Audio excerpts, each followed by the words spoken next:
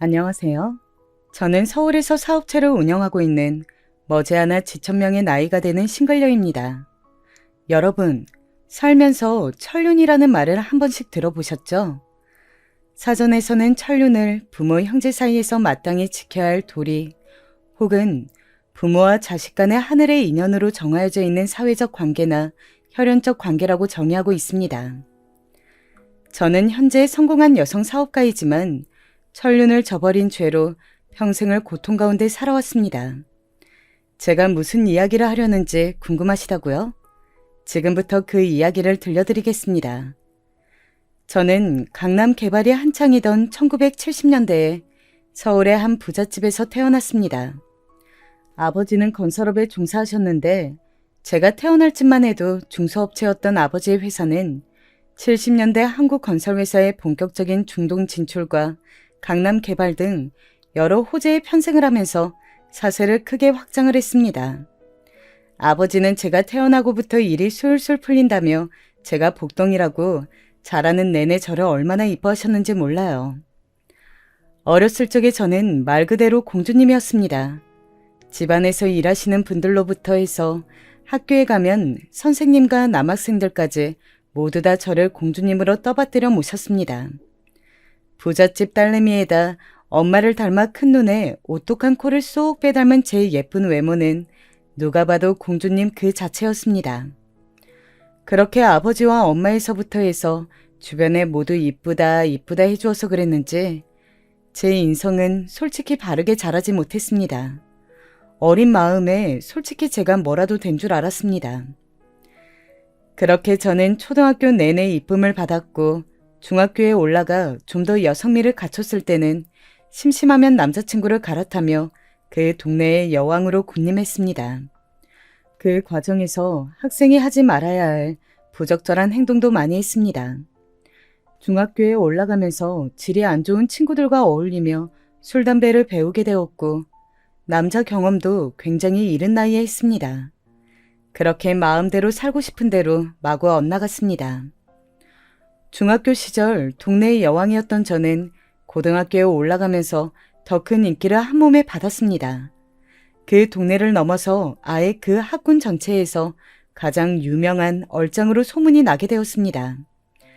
길 가다가 연예기획사 명함도 수도 없이 받았고 소위 제 팬클럽이라고 불리는 남학생 부대가 항상 하굣길에 저를 쫓아다녔습니다. 그 와중에 중학교 때 그랬던 것처럼 저는 심심하면 남자친구를 갈아탔고 양다리에 삼다리를 걸치기도 했습니다. 그러다 들켜도 저는 제 잘못을 사과하기는커녕 오히려 뻔뻔하게 내가 니들 만나준 걸 영광으로 알라는 식의 태도를 보이며 여러 남학생들에게 상처를 주었습니다.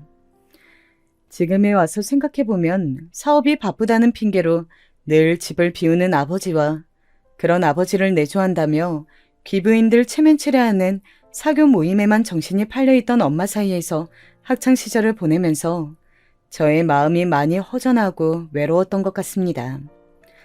겉보기에만 행복해 보이는 저희 집 모습과는 다르게 부모님으로부터 받는 부잣집 딸내미로서 갖춰야 할 교양과 성숙함에 대한 압박은 제 숨을 턱턱 막히게 했습니다. 예, 정민주, 너 그렇게 살 다 드러내고 다니면 이 엄마 체면이 뭐가 되니? 당장 들어가서 단정하게 다시 입고 나오지 못해? 민주야, 너 이번에 나온 성적으로 혹시 만족하고 있는 거 아니지? 아빠는 너 나이 때 한 번도 반에서 1등을 놓쳐본 적이 없다. 시험 끝난다고 놀러 다닐 생각하지 말고 오늘부터 새로운 과외 선생님 모셨으니까 차분히 앉아서 다음 시험 더 잘 국리나 해.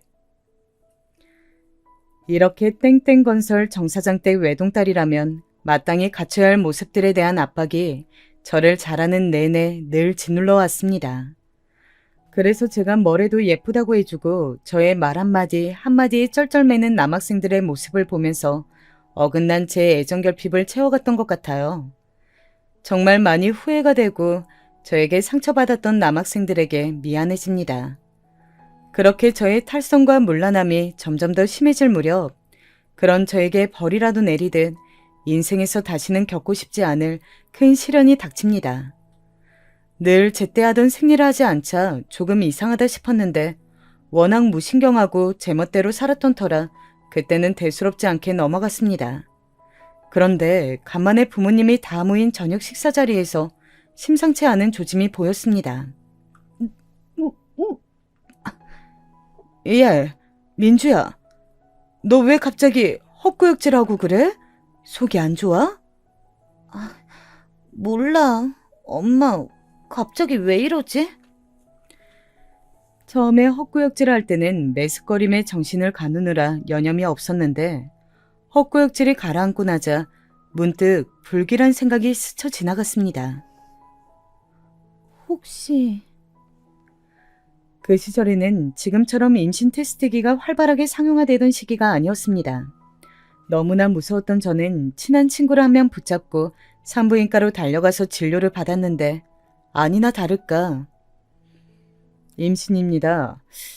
이 정도면 생리도 멈췄을 거고 입덧이나 피로감 같은 게 꽤 여러 조짐이 보였을 텐데 늦게 찾아오셨네요. 정말이지 청척병력 같은 소리였습니다. 그 순간에는 정말 다음 행동을 어떻게 해야 할지 아무런 생각도 들지 않았습니다. 고등학생이 임신이라니 체면을 목숨보다 더 중시했던 부모님이 알면 아무리 귀한 외동딸이어도 부모님 손에 죽을 것이라는 생각이 들었습니다. 저는 그때 당시 만났던 남자친구를 찾아가서 자초지종을 설명했습니다. 그런데 제 임신 소식을 들은 남자친구의 반응이 지금도 잊혀지지가 않습니다. 야, 내가 애 아빠인지 어떻게 알아? 너 걸레인 거 온 동네가 다 아는데 막말로 내가 애 아빠라는 증거 있어? 뭐? 야, 이 나쁜 새끼야. 지금 그게 할 말이야? 네가 책임져, 이 나쁜 새끼야. 아우, 저리 꺼져. 어디서 걸레 같은 게 남의 신세 망치려고 수작질이야. 한 번만 더 내 눈앞에 나타나면 진짜 죽는다. 사귀던 내내 저에게 쩔쩔매고 여왕 대접을 하던 당시 남자친구는 저의 임신 소식을 듣자마자 완전히 다른 사람으로 돌변을 했고 책임지라며 달려드는 저를 바닥에 그냥 내팽겨 쳤습니다. 남자에게 난생 처음 당해보는 푸대접과 임신이라는 믿을 수 없는 현실에 그대로 바닥에 주저앉아 한참을 울었습니다. 그 이후 친구들을 통해 임신 중절 수술을 백방으로 알아보았지만 그것도 여의치 않았습니다. 하필 그때쯤 방영된 드라마 중 임신 중절을 소재로 한 드라마가 공전의 데이트를 친 적이 있는데 그 여파인지 사회적 분위기가 임신 중절에 대한 심각성을 인지하고 심한 질타를 하던 분위기라 쉽게 수술을 받아주는 곳을 찾을 수가 없었습니다. 그렇게 애꿎은 시간만 자꾸 흘러가고 저의 배는 점점 불러왔습니다. 임신 중절 수술을 하기에는 시간이 많이 지나 있었습니다. 저는 더 이상 해결 방법을 찾지 못하고 부모님께 사실대로 털어놓아야 했습니다. 짝! 아버지는 제 임신 사실을 듣기가 무섭게 제 뺨을 올려 붙였습니다. 엄마는 충격으로 그대로 자리에 주저앉았습니다. 세상에, 이게 무슨 일이니? 민주야, 조심 좀 하지 않고 어쩌자고 그런 철없는 짓을 저질렀어. 미안해, 엄마. 당신, 그리고 민주 너, 똑똑히 들어. 아이는 태어나자마자 고아원에 보낼 거다. 그리고 애 아빠가 누군지 내가 반드시 찾아내서 그 자식이랑 그 자식 부모 전부 나락으로 보낼 거야. 그런 다음에 이 일은 무덤에 갈 때까지 모두 비밀이야. 알겠어? 저는 아버지의 강압적인 태도에 아무런 반대도 못하고 그저 수긍해야 했습니다. 그 길로 학교에 적당한 핑계를 대고 자퇴 신청을 했고 남은 출산 기간 동안 집에 틀어박혀 하루하루 죽은 듯이 지냈습니다. 그런데 새 생명이라는 것이 참 신기합니다. 점점 출산일이 다가오고 뱃속에서 태동이 한 번씩 느껴질 때마다 이 아이가 내 아이라는 실감이 들기 시작했습니다. 철없고 어리던 제게도 모성이라는 게 싹 텄던 것 같습니다. 그렇게 저의 그 모성이 하루하루 더 커져서 제가 직접 길러보고 싶다는 생각이 들었습니다. 그래서 큰 결심을 하고 아버지에게 이 아이를 낳아서 직접 기를 테니 도움을 달라고 요청했습니다. 하지만 돌아온 건 아버지의 불호령뿐이었죠. 다시 한번 그딴 소리 짓거렸다간 너까지 집 밖으로 내쫓을 줄 알아? 알겠어? 아무리 어린 나이에 한 임신이지만 그래도 내 새끼인데 낳자마자 다른 곳으로 보내야 한다는 생각에 마음이 괴로워 매일매일 울었습니다. 그렇게 다가온 출산날. 축하드립니다. 아들입니다. 제가 잠깐 안아볼 수 있을까요? 잠깐만요. 극심한 출산의 고통이 채 가라앉기도 전에 간호사들을 졸라 이대로 헤어지면 영영 못 볼지도 모르는 제 아기를 품에 잠깐 안아보았습니다. 그때 안아본 제 아들의 촉감은 아직도 잊을 수가 없습니다. 어찌나 그 장면이 선명했는지 아기의 이마 한켠에 난 작은 점 하나까지도 기억이 날 정도였습니다. 그 이후로 저는 정신을 잃었고 깨어나 보니 제 방 침대 위였습니다. 아버지는 제가 아이를 낳자마자 불이 나게 퇴원을 시켜서 집으로 저를 데려왔고 제가 깨어났을 때는 이미 제 소중한 아기는 멀리 떠나고 없었습니다. 아빠, 어디로 보냈는지만이라도 알려주면 안 돼? 그 정도는 알아도 되잖아. 저기 멀리 시골 고아원으로 보냈다. 더 이상 아무것도 묻지 말아라. 너는 그 아이를 낳은 적이 없는 거다. 알겠지? 저는 자신의 체면이 상할까봐 또 사업을 하는데 방해가 될까봐 저의 임신과 출산 소식을 꽁꽁 숨기는 아버지의 태도가 무척이나 원망스러웠지만 어린 날 철없이 문란하게 생활한 저의 원죄가 있었기에 아버지가 하는 행동에 그 어느 하나도 반발할 수가 없었습니다. 저는 몸조리가 끝나는 대로 열심히 공부해서 검정고시를 합격하고 바로 이어서 대학에 입학했습니다. 잃어버린 아들을 언젠가는 꼭 찾고야 말겠다는 생각에 독한 마음으로 공부했기에 좋은 성적으로 원하는 대학에 들어갈 수 있었습니다. 대학 시절 4년 내내 저는 친구도 사귀지 않고 아무런 대외 활동도 하지 않으며 오로지 공부에만 몰두했습니다. 그 사이 아버지와의 관계가 틀어질 대로 틀어진 저는 대학 졸업 후 아버지와 연을 끊고 집을 뛰쳐나와 반지하 단칸방에서 살며 제 사업을 구상했습니다. 그 시기는 젊은 층들이 패션에 관심을 많이 가지던 시기였기에 다양하고 개성 있는 스타일들이 패션 시장에 쏟아져 나왔습니다. 그때 저 역시도 직접 제품을 디자인하고 브랜드를 만들어 인터넷 의류 쇼핑몰을 열고 밤낮으로 열심히 일했습니다. 그렇게 코피 쏟아가며 열심히 일을 하다 보니 소비자들에게서 반응이 오기 시작했습니다.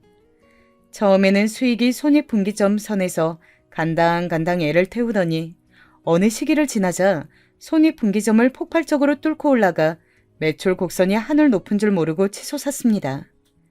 그렇게 제 회사는 일개 개인 의류 쇼핑몰로 시작해 계속해서 성장을 해서 현재는 코스타 상장을 목표로 달리는 큰 기업이 되었습니다.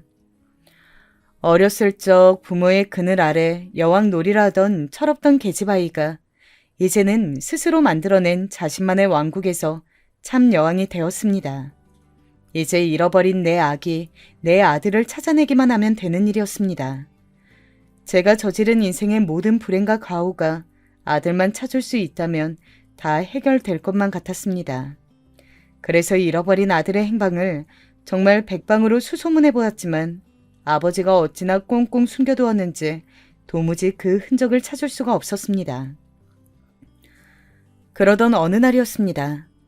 저희 회사는 매년 신제품 개발을 위해 제가 직접 프로젝트 팀을 꾸려 운영해왔는데 직원들 각자가 속한 부서와 상관없이 제품 개발에 열의가 있는 직원이라면 누구든 지원할 수 있었고 엄격한 심사 아래에 매년 10명 남짓하는 소수 정예부대를 구성했죠.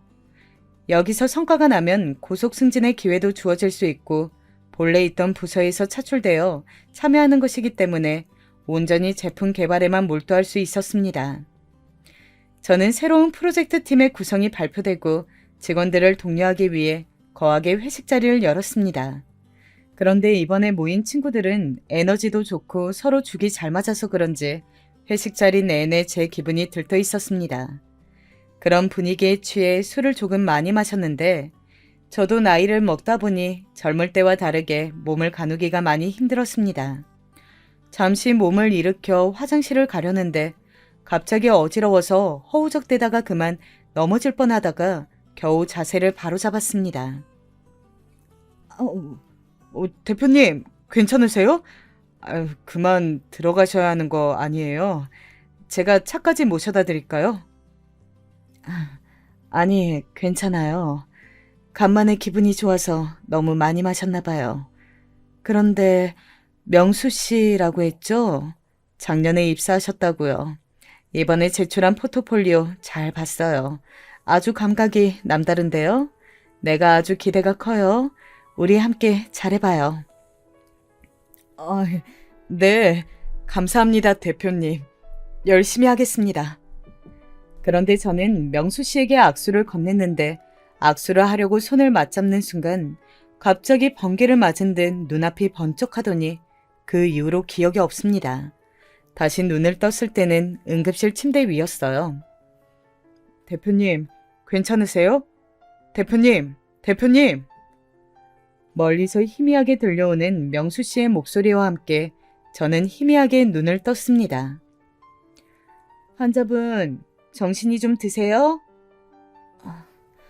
여기가 어디죠? 제가 왜 여기... 보니까 그동안 많이 과로하신 것 같은데 그 상태에서 과음을 하셨어요. 직원분이 바로 병원으로 모시고 오셨기에 망정이지 혼자 계셨으면 위험할 뻔했어요.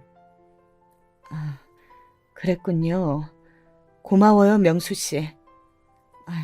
아니에요, 대표님. 당연히 해야 할 일인걸요. 제가 팀원들에게는 잘 얘기해 놓았으니까 푹 쉬다가 회복하시는 대로 돌아오셔요. 그래요. 고마워요. 아무리 피로가 누적이 되었다지만 술을 먹고 이렇게까지 쓰러진 적은 없었는데 왜 하필 명수 씨와 악수를 한 순간 그렇게 되었는지 의문이었지만 신제품 개발을 앞두고 있던 터라 그냥 대수롭지 않게 지나갔습니다. 저희 회사는 본격적인 제품 개발 시즌이 들어가면 유례없는 강행군이 시작됩니다. 하루 종일 제품 개발과 시장 조사, 수백 장의 디자인 시안 작성 등 아침부터 다음날 새벽까지 온전히 회사에 붙어 있어야죠. 그러자면 아예 회사에서 숙식을 해결하는 경우가 대부분입니다. 거의 합숙을 하는 것과 마찬가지죠. 하지만 이 프로젝트만 성공시키면 승진을 할 기회가 생길 수도 있다는 생각에 팀원들은 너나 할 것 없이 이 일에 열정을 불태웠습니다. 그렇게 모든 팀원의 눈 밑에 다크서클이 짙어지고 머리는 산발이 되어갈 무렵이었습니다. 하루는 제품 디자인 선정을 하는 날이었습니다. 앞서 말씀드렸듯이 자신이 속해 있던 부서가 어디였든 누구나 제품 아이디어를 내고 시안을 낼 수 있었기에 제품 디자인 역시 원하는 사람이라면 누구나 도전할 수 있었습니다. 올해도 그렇게 여러 시안을 놓고 고민하던 중 직원 한 명이 갑자기 이런 얘기를 했습니다. 응? 뭐야? 누가 시안을 2장을 냈어? 에이, 이러면 반칙이지. 공평하게 한 장씩 내야지. 여러 장 내도 되는 거면 나도 수십 장 내게? 뭐야, 무슨 일인데? 김대리, 무슨 일이죠? 아니, 대표님, 시안은 공평하게 자기가 자신 있는 최종 시안 한 장만 내기로 했잖아요. 그런데 누가 2장을 냈어요. 이거 보세요. 딱 봐도 같은 사람이 디자인한 게 2장이 들어있어요. 응? 아니, 이거 한 장은 내 건데 나머지 한 장은 누구 거지? 네? 아니, 그럼 진짜 이걸 다른 사람이 그린 거라고요? 우와, 진짜 신기하다. 어쩜 이렇게 느낌이 비슷하지? 나머지 한 장은 제 거예요. 저와 똑 닮은 시안을 제출한 것은 다름 아닌 명수 씨였습니다. 직원들은 모두 깜짝 놀라며 말했습니다. 우와, 아니 명수 씨, 아무리 대표님을 존경해도 그렇지 이렇게 디자인 화풍까지 똑 닮을 수가 있는 거야? 진짜 한 사람이 그렸다 해도 믿겠네. 생각할수록 신기한 일이었습니다. 직원들은 자기 디자인이 미리 유출될까봐 제출 전까지는 꽁꽁 숨겨두었기에 다른 사람 디자인을 카피할 수도 없는 노릇이었습니다. 제 걸 보고 똑같이 따라 그리지 않는 이상 이렇게 비슷하게 나올 수는 없었습니다. 그렇게 그 사건은 해프닝으로 지나가는 듯 했으나 직원들 사이에서는 이상한 얘기들이 돌기 시작했습니다. 그러고 보니까 명수 씨, 묘하게 대표님이랑 닮은 것 같지 않아? 눈도 크고 콧대도 오똑한 게 딱 대표님 관상이라니까? 아이고, 김대리, 큰일 날 소리 하고 있어. 대표님은 업계가 다 아는 골드미스인데 혀 잘못 놀리다가 혀뿐만 아니라 김대리 모가지까지 날아가. 입 조심해. 그 소문은 당연히 저에 대한 소문이고 제 회사였기에 제 귀에 안 들어올 수는 없었겠죠. 저는 그때부터는 느낌이 심상치 않았습니다. 설마 아니겠지. 그렇게 찾아 헤맬 때는 못 찾았는데 여기서 이런 식으로 만난다고? 아닐 거야. 잠시 이런 생각이 스쳐가기도 했지만 신제품 개발 강행군이 계속되고 있는 상황에서 언제까지 이 생각을 붙잡고 있을 수는 없었습니다. 저는 다시금 회사 일에 매진할 수밖에 없었죠. 그렇게 모두가 힘써 일궈낸 프로젝트가 마무리가 되고 신제품 출시를 위한 모든 물밑 작업이 완료되었습니다. 최종 디자인은 명수 씨의 디자인이 선전되었고 프로젝트 마무리를 축하하는 회식 자리에서 저희는 다시 한번 이야기를 나누게 되었습니다. 명수 씨, 축하해. 처음 일하는 거 볼 때부터 감각이 남다르다 했는데 결국엔 한 건 해내네? 감사합니다, 대표님. 다 대표님께서 도와주신 덕분입니다. 그런데 명수 씨는 고향이 어디야? 우리가 그동안 일만 하느라 개인적인 스토리는 서로 하나도 모르네. 아, 저 태어나기는 한국에서 태어나는데 태어나자마자 미국으로 입양되었어요. 저를 길러주신 부모님은 미국에서 이민 생활을 하시던 한국 교포셨는데 제가 중학생 될 때쯤 한국이 그립다고 하셔서 다시금 한국으로 돌아와 살게 되었어요. 그래서 중고등학교랑 대학교는 다 한국에서 나왔습니다. 입양? 입양이라고?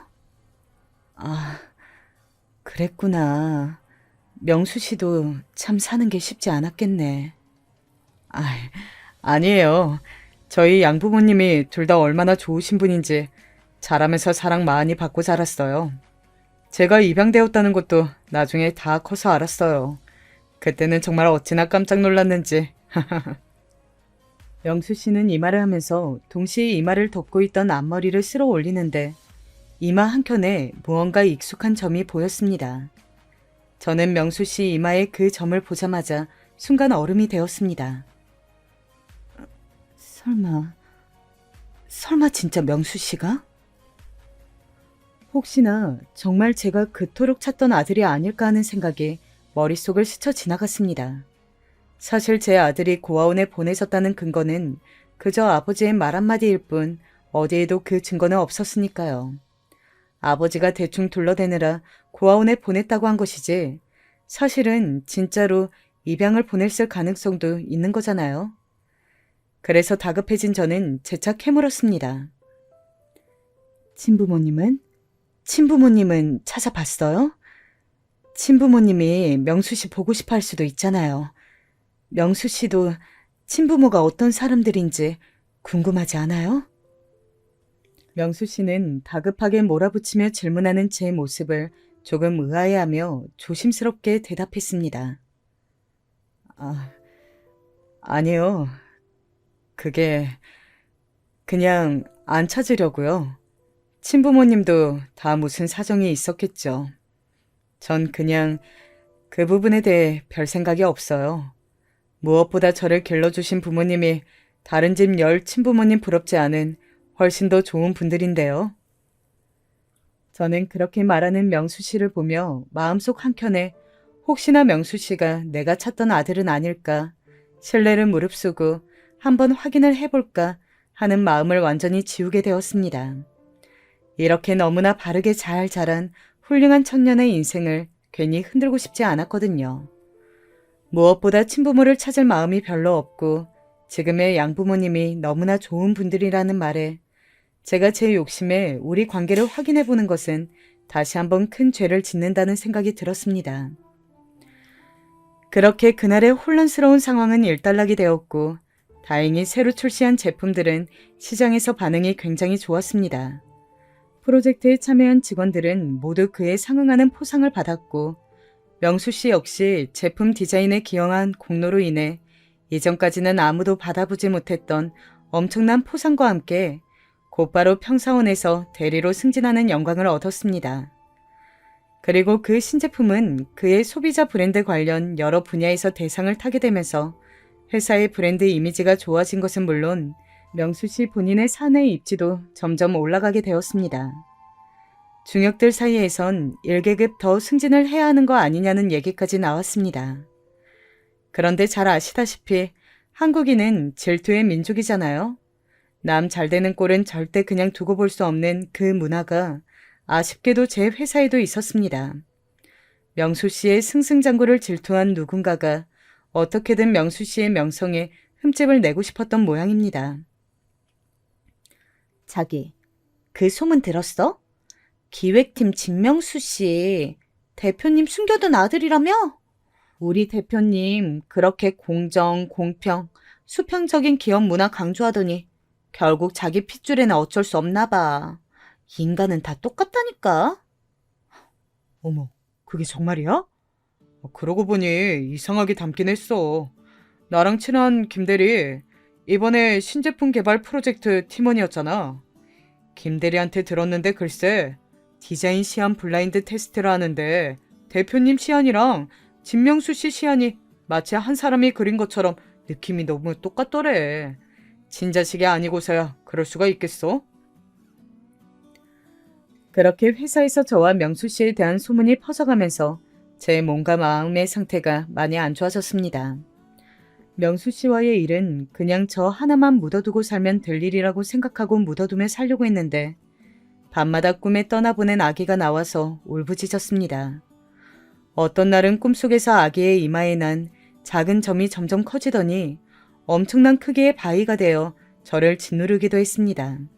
심지어 일상 중에서도 헛것이 보이기 시작했습니다. 길에 지나가는데 아이를 안고 있는 아기의 엄마라도 지나가면 제가 딱 한 번 안아보고 떠나보냈던 제 아기의 모습이 겹쳐 보이기도 했습니다. 어쩌다가 회사에서 명수 씨를 마주칠 일이라도 생기면 일부러 피해서 멀리 그 길을 돌아갔습니다. 자신의 능력으로 당당하게 성취를 해낸 명수 씨에게도 피해가 갔습니다. 팀 내에서 은근슬쩍 명수 씨를 따돌리는 분위기가 형성되고 중요한 사안들은 명수 씨에게만 전달 하상을 누락시켜 업무 성과에 차질을 빚게 만들었습니다. 이런 소문이 제 귀에 들어왔듯이 당연히 당사자인 명수 씨의 귀에도 들어갔겠죠. 명수 씨는 저에게 정중하게 면담 요청을 했습니다. 저는 명수 씨를 직접 대면하는 것이 너무나 두려웠지만 갈수록 피폐해지는 저 자신과 흉흉해지는 사내 분위기 때문에 반드시 한 번은 거쳐가야 할 일이었습니다. 저는 마음에 크나큰 결단을 내리고 명수 씨의 면담 요청에 응했습니다. 명수 씨, 오랜만이에요. 앉으세요. 네, 대표님. 요새 몸이 편찮으시다고 들었는데 시간 내주셔서 감사합니다. 아니에요. 나는 괜찮아요. 그래, 무슨 일로 보자고 했죠? 저에 대해 사내에서 돌고 있는 소문, 대표님도 당연히 알고 계실 거라고 생각합니다. 저는 정말 한 점 부끄럼 없이 제 능력으로 성취해낸 결과이고 앞으로도 실력으로 사내에서 제 입지를 다져갈 자신이 있습니다. 그런데 이런 괴소문 때문에 업무에 차질이 생기니 조치를 좀 취해줬으면 좋겠습니다. 조치 당연히 취해야죠. 그런데 명수 씨. 네, 왜 그러세요, 대표님? 만약 그 소문이 사실이라면요? 그런 생각은 한 번도 안 해봤어요? 네? 대표님, 지금 무슨 말씀하시는 거예요? 저 지금 심각한 상황입니다. 저 놀리지 마세요. 저 장난치려고 이 자리에 온 거 아닙니다. 잠깐만 진정하고 내 얘기를 좀 들어봐요. 저는 그 자리에서 명수 씨에게 지나온 저의 인생 이야기부터 해서 어린 날 실수로 아기를 가지게 되고 그 아기를 떠나보내게 된 사연까지 빠짐없이 털어놓았습니다. 그 이후에 회사에서 마주한 명수 씨가 이상하게 낯이 익었던 것도, 처음에 악수한 날 기절한 것도, 디자인 시안 사건도, 거기다 결정적으로 이마에 난 그 점이 명수 씨가 내 아들이라는 증표라고 솔직하게 얘기했습니다.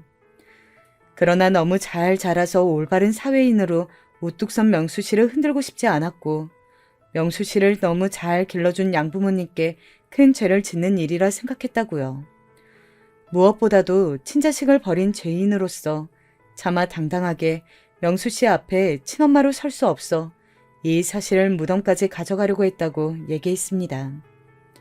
그런데 사안이 이렇게까지 흘러가고 제 삶은 점점 더 피폐해지고 사내에서 명수 씨 본인에게도 피해가 가는 상황이 발생하고 있으니 서로를 위해 큰 결단을 내려야겠다는 생각에 이런 자리를 마련한 것이라고 했습니다.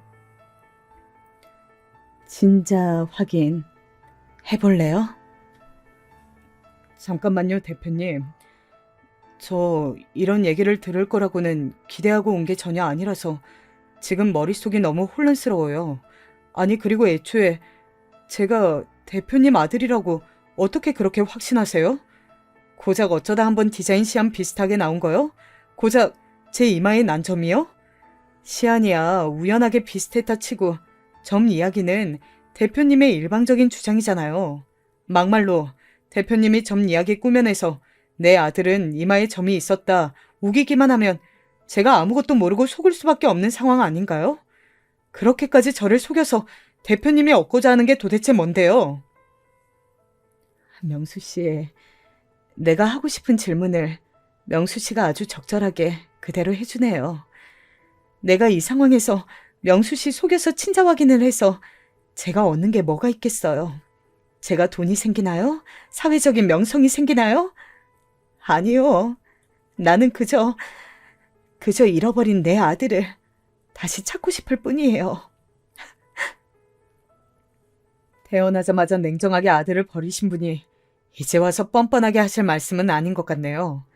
저는 솔직히 대표님이 주장하는 내용도 별로 믿지 못하겠고 회사에서 제 입지도 점점 이상해져서 진지하게 퇴사를 고민해 보도록 하겠습니다. 오늘 이 자리는 괜히 온 것 같네요. 그럼 이만 돌아가겠습니다. 제가 용기 내어 친자 확인에 대한 제안을 했으나 명수 씨는 너무나 큰 충격과 혼란에 휩싸여서인지 제게 모진 말을 내뱉고선 도망치듯 그 자리를 떠났습니다. 명수 씨가 떠나간 그 자리에서 저는 한참을 울었습니다. 그 이후로 명수 씨를 꽤 오랫동안 회사에서 마주칠 수 없었습니다. 아마 어쩌면 제가 그랬던 것처럼 저를 피해 다니고 있을 수 있다는 생각이 들었습니다. 게다가 이대로 회사를 그리고 제 곁을 영영 떠나버릴 수도 있겠다는 생각이 들어 가슴이 찢어지는 줄만 알았습니다. 그 와중에 저와 명수 씨에 대한 소문은 점점 더 거세져서 대놓고 비아냥거리는 글들이 유명 사내 인명평가 어플리케이션에 올라오기도 했습니다. 수평적 기업 문화 강조하더니 결국엔 다 지 자식한테 성과 몰아줘. 일부러 남인 척 친아들 위장 취업시켜놓고 초고속 승진하는데 그러면 누가 모를 줄 아나? 대표 머리 은근히 안 돌아가는 듯? 이런 식으로 사내 분위기가 흉흉해지자 매출에도 타격이 왔습니다. 코스닥 상장 또한 점점 더 요원해져만 갔습니다. 하지만 이런 게 바로 업보구나 하는 생각에 받아들일 수밖에 없었습니다. 사실 명수 씨가 제 아들일 수 있다는 확신에 가까운 느낌이 든 이후부터는 회사야 어떻게 되든 아무런 상관이 없었습니다. 잃어버린 제 아들을 되찾을 수만 있다면 이깟 회사 따위 헐값에 아니 공짜로 누군가에게 넘겨줄 수도 있다는 생각이 들었습니다. 제가 그토록 사회적으로 성공하려 했던 가장 큰 동기는 아들을 되찾기 위해서였으니까요. 그런데 제 아들임이 거의 확실한 사람이 눈앞에 떡하니 있으니 이깟 회사가 다 무슨 소용이 있겠어요. 그래서 저는 회사고 뭐고 이러다가 제가 병이 나서 죽겠다는 생각이 들어 조용히 명수 씨를 따로 찾아갔습니다. 다시 한번 정중하게 친자 확인을 제안하기 위해서였습니다. 명수 씨가 야근을 마치고 근처 지하철역에 들어가려는 찰나에 다급히 붙잡았습니다. 아니, 대표님, 갑자기 여긴 어떻게? 명수 씨, 나랑 얘기 좀 해요. 잠깐이면 돼요. 저는 당황해하는 명수 씨를 붙잡고 근처 커피숍으로 향했습니다. 명수 씨, 내가 왜 왔는지 짐작하죠? 저번에 얘기했던 친자 확인 다시 한번 생각해 줄 수 없어요? 그것만 확인되면 다시는 명수 씨 눈앞에 나타나지 않을게요. 나 더 이상 이 회사에 미련도 없어요. 명수 씨가 내 아들이라는 걸 확신한 이후로 내 인생은 완전히 피폐해졌어요. 그렇게나 간절히 찾아 헤맸던 내 아들인데 차마 선뜻 다가설 수 없는 내 상황 때문에요. 그러니 명수 씨, 사람 하나 살리는 셈 치고 날 좀 도와줄... 그만하세요, 대표님. 양심도 없어요? 저를 버린 죄책감에 차마 그럴 수 없다면서요. 제 양부모님 생각해서라도 그럴 수 없다면서요. 그거 다 거짓말이죠. 그저 대표님 마음 편해지려고 대표님 마음속에 죄책감 덜어내려고 그러는 거잖아요. 그런 거 아니에요, 명수 씨. 명수 씨도 나중에 부모가 되어보면 내 맘 이해할 거예요. 세상 모든 것 다 주어도 바꿀 수 없는 게 자식이라는 것을요. 그런데 그럼 그 귀한 자식을 잃어버린 내 심정을 한 번이라도 헤아려 봤나요? 명수 씨, 그러지 말고 제발 그만. 더는 듣기 싫습니다. 저번에는 지나가는 말로 제 친부모를 찾고 싶지도 않고 궁금해하지도 않다고 대충 얘기했는데요. 아니요. 저는 제가 친부모에게 버림받았다는 사실을 안 이후부터 단 하루도 제 친부모를 저주하지 않은 날이 없어요. 결국에는 다 자기들 편의를 위해서 날 버린 거면서 이제 와서 먹고 살만하니까 어떻게 좀 되찾아서 본인 마음 편해지고 이제 부모 노릇했다. 뭐 그러고 싶으세요? 웃기지 마세요. 다시는 이런 일로 저 안 찾아오셨으면 좋겠습니다. 저도 지금 진행하는 팀 프로젝트 마무리하는 대로 이 회사는 떠나도록 하겠습니다. 다시는 볼 일 없었으면 좋겠네요. 명수 씨는 그렇게 저에게 다시 한번 냉정하고 모진 말을 내뱉고서는 자리를 박차고 나갔습니다. 저는 그 자리에서 오랫동안 널브러져 하염없이 눈물을 흘렸습니다. 이제 제 인생에 남은 마지막 희망이 사라져 버렸으니 그날로 제 주변의 모든 것들을 정리하기로 했습니다. 경영 일선에서 완전히 물러나고 저의 지분을 다 팔아서 사회에 환원한 뒤 저 멀리 어느 이름 없는 암자에 들어가 비구니가 될 생각이었습니다. 그런데 사내 변호사 말이 생각보다 그것을 정리하는 과정이 복잡해서 진짜로 그렇게 할 요량이면 시간이 좀 걸린다고 했습니다. 저는 본격적인 지분 정리 및 매각 절차를 변호사와 논의하기 위해 어쩔 수 없이 회사에 출근을 했습니다. 변호사가 이런저런 과정과 절차를 설명해 주는데 하나도 귀에 들어오지 않았습니다. 그냥 남은 직원들과 이어받을 지분권자에게 피해가 가지 않게만 잘 처리해달라고 얘기하고 있을 무렵 비서로부터 내선 전화가 걸려왔습니다. 네, 김 비서님, 말씀하세요. 대표님, 진명수 씨가 손님들과 함께 오셨는데요. 네? 얼른 들여보내세요. 최 변호사님, 우리 이 이야기는 조금 나중에 다시 할 수 있을까요? 자리에 가 계시면 제가 금방 다시 연락드릴게요. 저는 너무나 의외인 이 상황에 당황해서 황급히 명수 씨를 맞이했습니다. 그런데 저보다 연배가 꽤 들어 보이는 부부가 함께 동행을 하셨습니다. 명수 씨, 여긴 갑자기 어떻게... 아니 그보다 이분들은 누구시죠? 안녕하세요. 저희는 명수의 양부모 되는 사람입니다. 명수에게 모든 얘기를 다 듣고 이렇게 찾아뵙게 됐습니다. 실례가 안 된다면 잠시 시간을 내줄 수 있을까요? 네. 네네. 물론이죠. 이쪽으로 앉으세요. 다시는 저를 안 볼 것 같던 명수 씨가 갑작스레 양부모를 모시고 저를 찾아온 이 상황이 저는 심히 당황스러우면서도 한편으론 알 수 없는 기대감이 꿈틀대기 시작했습니다. 글쎄, 명수 이 녀석이 어느새부턴가 집에 오면 아무 말도 없고 밥도 제대로 먹지 않고 점점 삐쩍 말라가는 게 아니겠어요. 늘상 활기찬 녀석이었는데 무슨 일인가 물어봐도 대답도 제대로 않고 짜증만 내고 하길래 처음에는 그냥 두었답니다. 그런데 점점 근심하는 기색이 짙어지고 일에도 집중을 못하고 해서 제대로 앉혀놓고 이야기를 해봤더니 그제서야 대표님, 아니 친어머니에 대한 이야기를 꺼내더군요. 저희도 처음에는 영화 같은 이 이야기를 믿을 수가 없었답니다. 명수 씨의 양부모님께서는 명수 씨가 저와의 일로 괴로워하는 것을 알고 직접 나서서 도움을 주시고자 찾아오셨다고 하셨어요. 그러면서 놀라운 이야기를 하나 말씀해 주셨어요. 사실 오래전에 입양 기간에서 갓난아기였던 명수를 처음 만났을 때 이 녀석에게 목에 목걸이가 하나 걸려 있었습니다. 거기에는 명수가 태어난 연도와 날짜, 시간, 그리고 엄마의 이름이 적혀 있었어요. 그래서 저희 생각에는 아마도 처음에 애기 엄마가 고아원에 버려두고 언제고 찾고자 했던 것을 어찌어찌 흘러가다 보니 이렇게 해외 입양 기간까지 흘러들어오게 되었구나 하는 정도로만 생각했죠. 그리고 그 목걸이는 아이를 맞이하자마자 옷장 속에 꼭꼭 숨겨두고 한 번도 꺼내본 적이 없어요.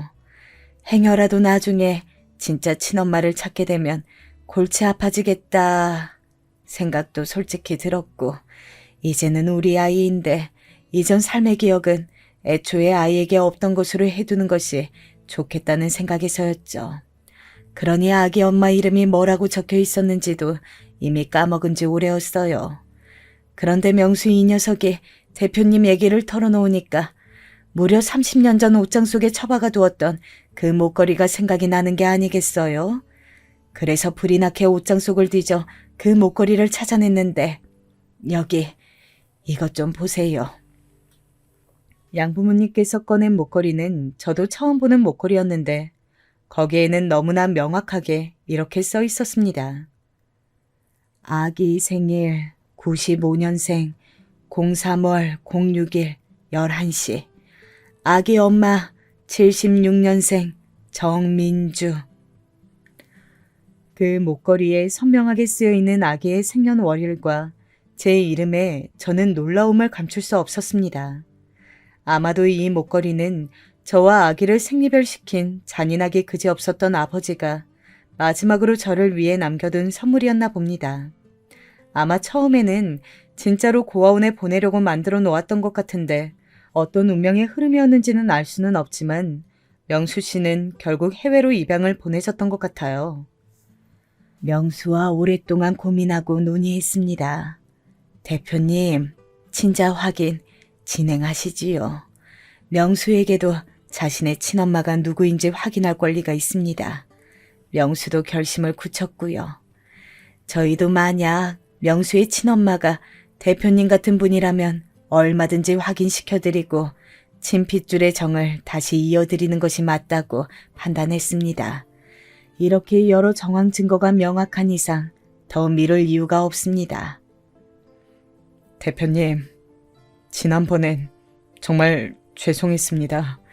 사실 저는 아예 기억도 안 나는 어린 시절이지만 친부모로부터 버림받았었다는 사실 하나만으로 너무 충격이 컸었거든요. 그런데 막상 그런 친엄마를 이렇게 마주한다는 생각을 하니까 그동안 양부모 밑에서 열심히 살아왔던 제 인생 전체가 어디론가 없어지는 느낌이 들어서 더 못되게 대표님께 얘기했던 것 같아요. 다시 한번 사과드립니다. 저는 명수 씨와 양부모님의 저를 배려해주는 진심 어린 태도에 그만 그 자리에서 눈물을 쏟고 말았습니다. 정말 감사합니다. 부모님 모두 그리고 명수 씨도 이런 대접받을 자격도 없는 죄인인데 이런 큰 기회 주셔서 정말 감사합니다. 감사합니다. 저는 사내 변호사를 다시 불러 혹시라도 불거질 수 있는 법적인 문제와 여러 상황에 대한 대응책을 마련한 뒤 절차에 따라 친자 확인 의뢰를 진행했습니다.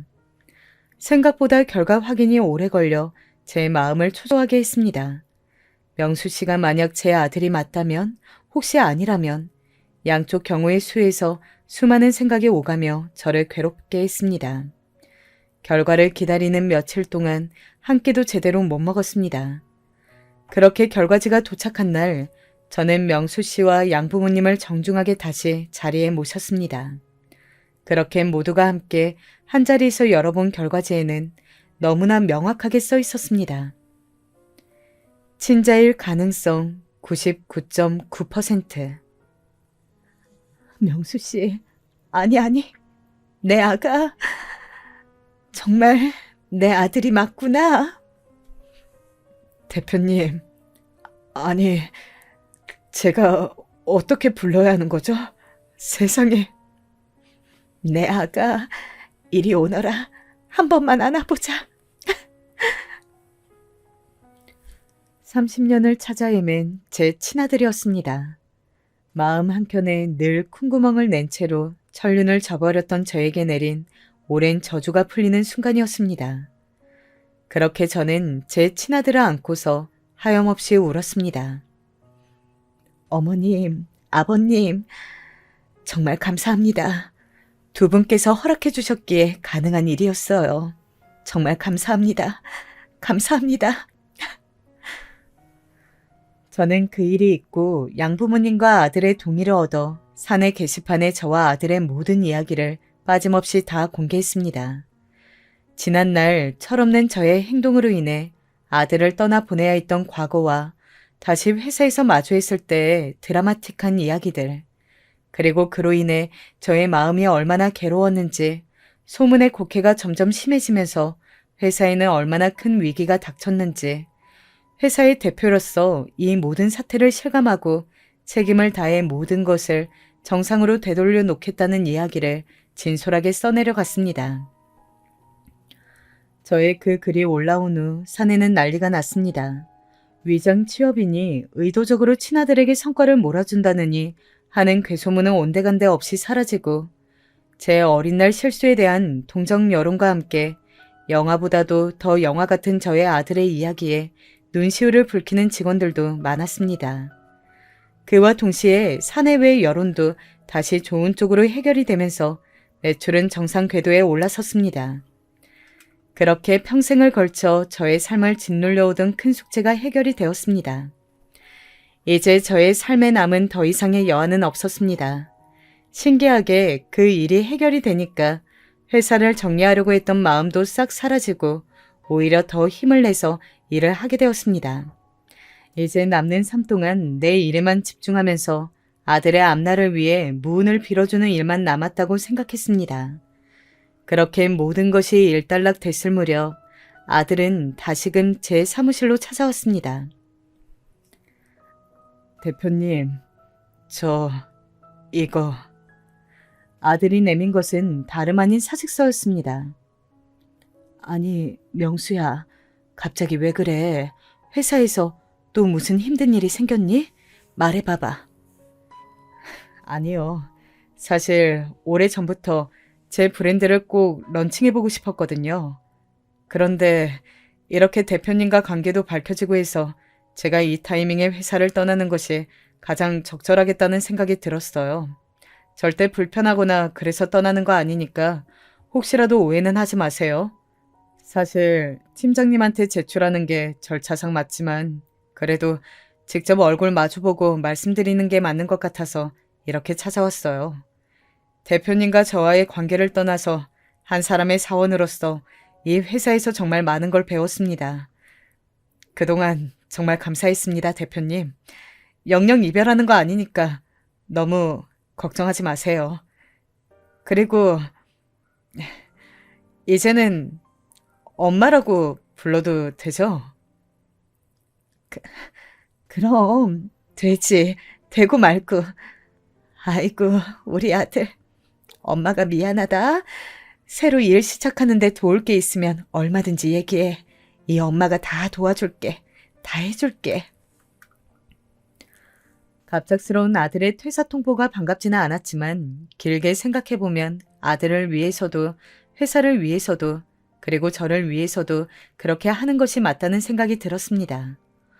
오히려 아들이 뒤늦게 찾은 친엄마의 그늘에서 덕을 보려고 하지 않고 자신만의 왕국을 건설하러 떠나는 모습을 보면서 차라리 잘된 일이라고 생각했습니다.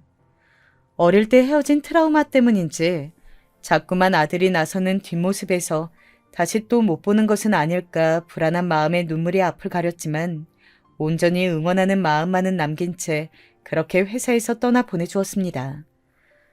그렇게 회사를 떠나 창업을 한 아들은 정신없이 바쁜 일상을 보내는 중입니다. 누가 제 핏줄 아니랄까봐 제품에 대한 감각과 경영 센스는 저를 꼭 닮아서 굳이 제가 도와주지 않아도 업계에서 탄탄히 자리를 잡아가는 중입니다. 양부모님이 계시기에 제가 차마 먼저 연락을 할 염치가 없어 연락을 못하고 있으면 센스 있는 아들이 저에게 먼저 문자로 안부를 묻곤 합니다. 엄마, 잘 지내시죠? 엄마 회사에서 배운 많은 것들이 저를 점점 더 성장하게 만드네요.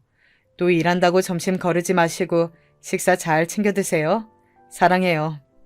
엄마, 저희 회사 요번에 신제품 출시한 거 반응이 아주 폭발적이에요. 우리 이제 엄연한 경제 업체입니다. 엄마 회사처럼 커질 때까지 열심히 달릴게요. 점심 잘 챙겨 드세요.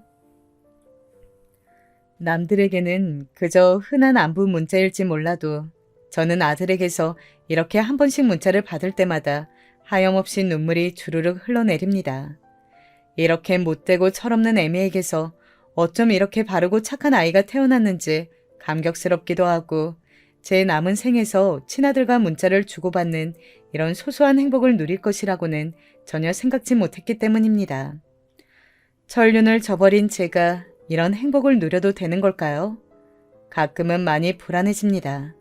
어느 순간 아들이 또 멀리 떠나버릴까봐 한없이 무서워질 때가 있습니다. 이런 제 마음 또한 제가 저지른 업보 때문이겠죠. 하지만 이제 저에게는 스스로 선택을 하고 그것을 지켜낼 힘이 있기 때문에 남은 인생 제 아들의 행복만을 바라며 살아가려고 합니다. 제가 준비한 사연은 여기까지입니다. 그럼 좋은 하루 보내세요.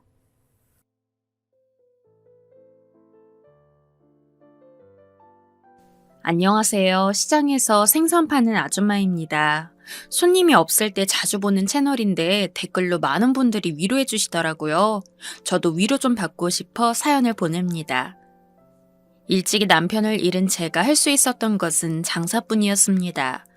저 한 몸 건사하는 것이라면 뭐 어디에서 어떻게 일하든 못 살겠냐마는 당시 제게는 눈에 넣어도 안 아픈 딸이 2명 있었죠.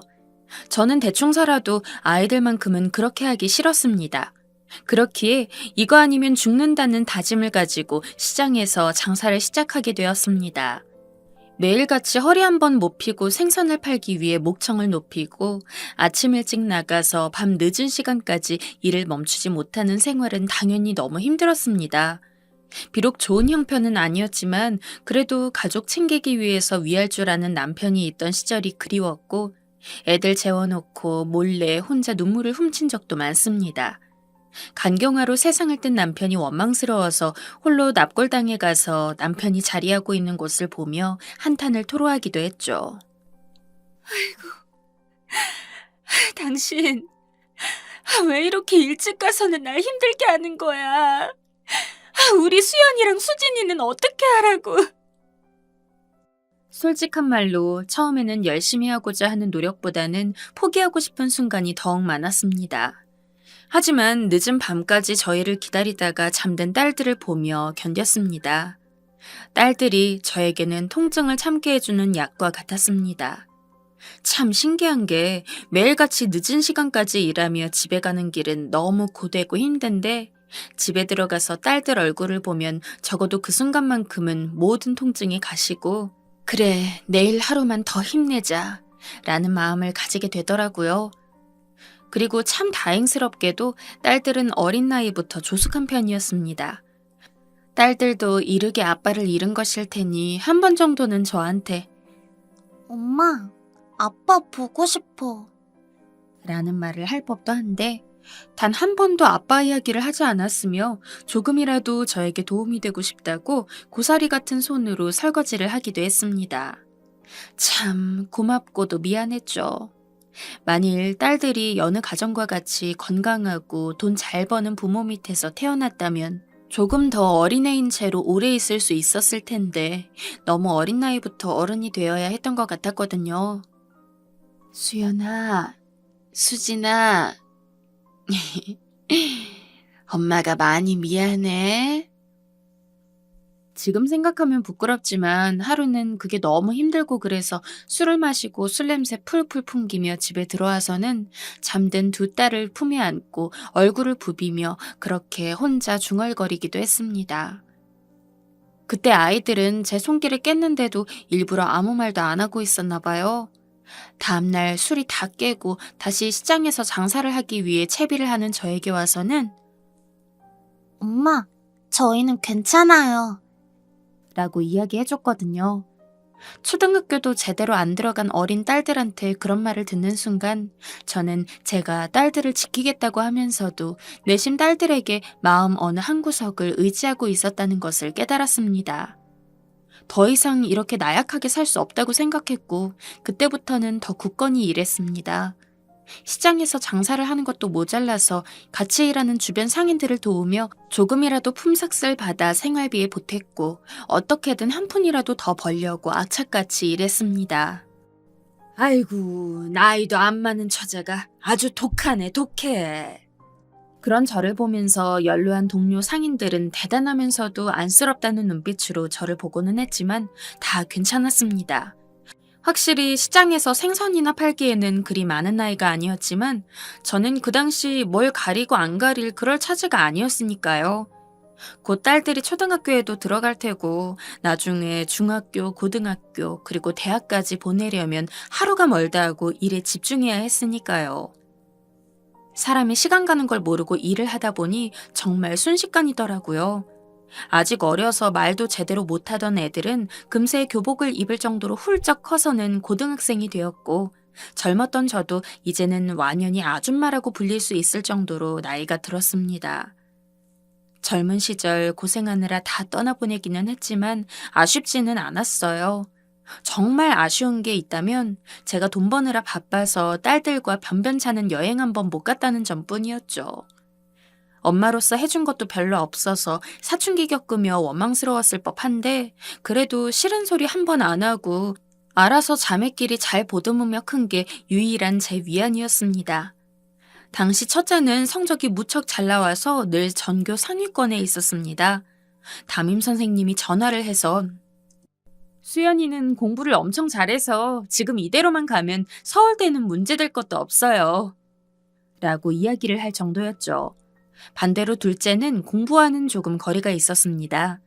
초등학교 때부터 또래 애들과 뛰어다니는 걸 엄청 좋아했죠. 그리고 입버릇처럼 운동선수가 될 거라고 했습니다. 마침 둘째가 다니는 초등학교에 배구부가 있어서 자연스럽게 배구를 접하게 되었습니다. 비록 배구를 가르쳐야 하는 게 금전적으로 부담이 안 되는 건 아니었어요.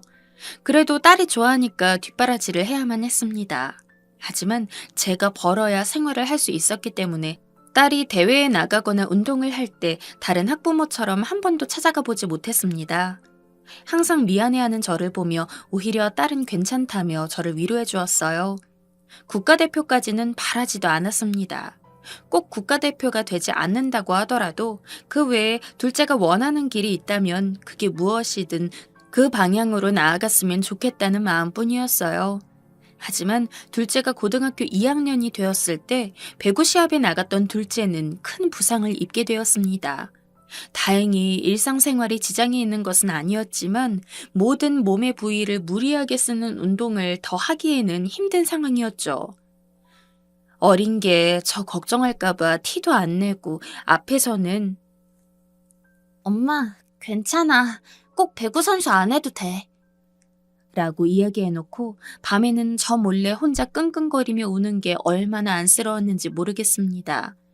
마음 같아서는 당장이라도 깨워서 괜찮다고 안아주고 싶은 걸 자존심 강한 딸 마음에 스크래치라도 날까봐 일부러 저도 눈물 참고 모른 척하고는 그냥 아침에 아무렇지도 않게 학교 갈 준비를 할 때 괜히 한번 포옹하면서 엄마가 우리 딸 사랑하는 거 알지? 우리 딸이 뭘 하든 엄마가 응원해. 같은 판에 박힌 말밖에 할 수 없었습니다. 그래도 워낙 강한 아이라 그런지 얼마 지나지 않아서 웃음도 되찾고 다시 예전의 밝은 딸로 돌아왔습니다. 그러면서 이왕 이렇게 된 거 운동은 취미로만 남기고 앞으로의 진로를 찾을 때까지는 저를 도와서 일을 하겠다고 했죠. 엄마로서 당연히 말렸습니다.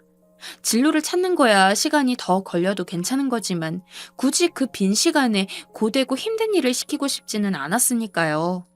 하지만 막상 딸아이가 손을 거드르니 확실히 이전만큼 어렵지 않고 도움이 되는 것을 느끼기는 했습니다. 엄마, 제가 일 돕는 거 너무 미안해하지 않아도 괜찮아요. 저도 하고 싶어서 하는 거고, 나중에 가면 엄마 도와드리기도 힘드니까 여유 있을 때 미리 도와드리는 셈 치는 거라고 생각해 주세요. 그렇게 둘째가 저를 도와서 시장 일을 돕고 열심히 학교를 다니고 있을 때 첫째는 이미 졸업을 하고 대학에 입학을 했습니다.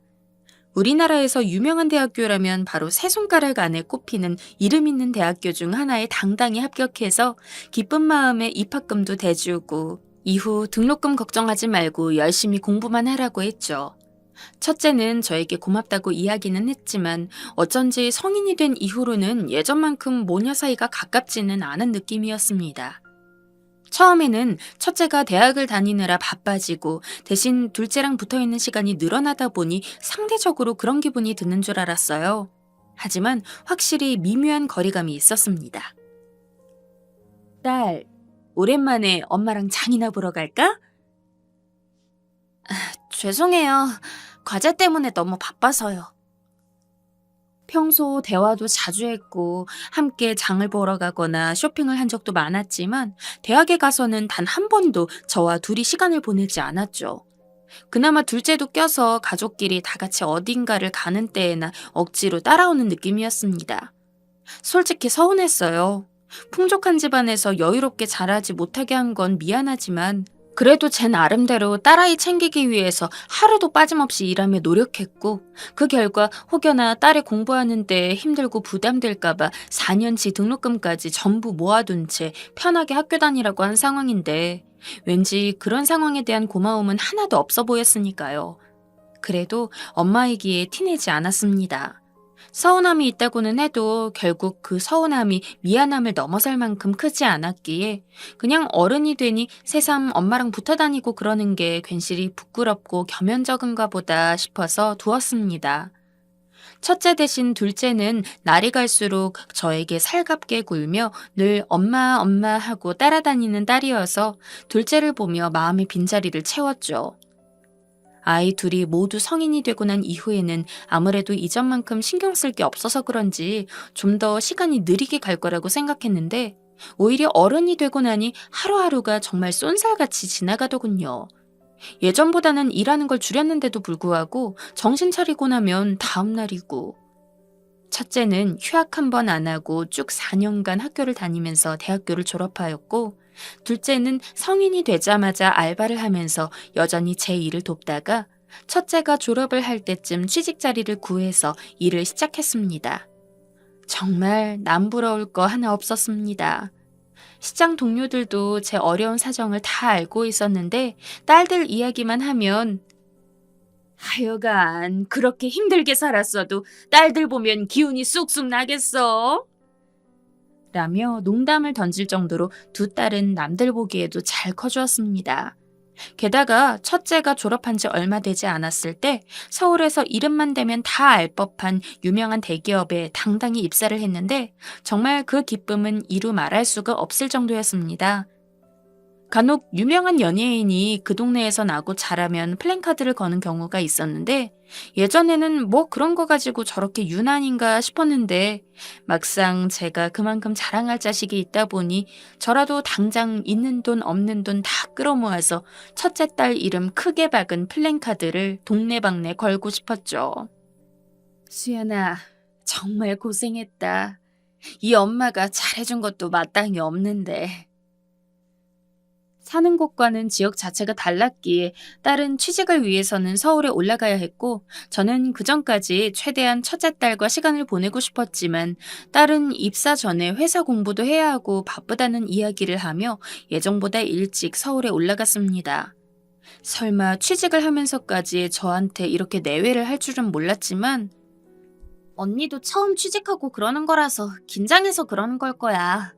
너무 신경 쓰지 마요. 라며 둘째의 위로를 받고 최대한 마음에 담아두지 않기 위해 노력했습니다. 하지만 정말 해도 너무하더군요. 아무래도 먼 타지에 홀로 첫째 하나 올려보낸 게 마음에 걸려서 주에 한 번씩은 꼭 안부 전화를 걸고 몇 번은 수연아, 엄마가 너 보낸 게 걱정이 돼서 그러니까 귀찮더라도 안부 문자 정도라도 보내주렴. 하고 당부까지 했지만 첫째는 제가 전화나 문자를 보내고 나서야 간신히 답장 한번 할 정도였죠. 엄마, 저 알아서 잘 지내니까 전화 좀 안 하면 안 돼요? 어느 날은 이렇게 화를 낼 정도였습니다.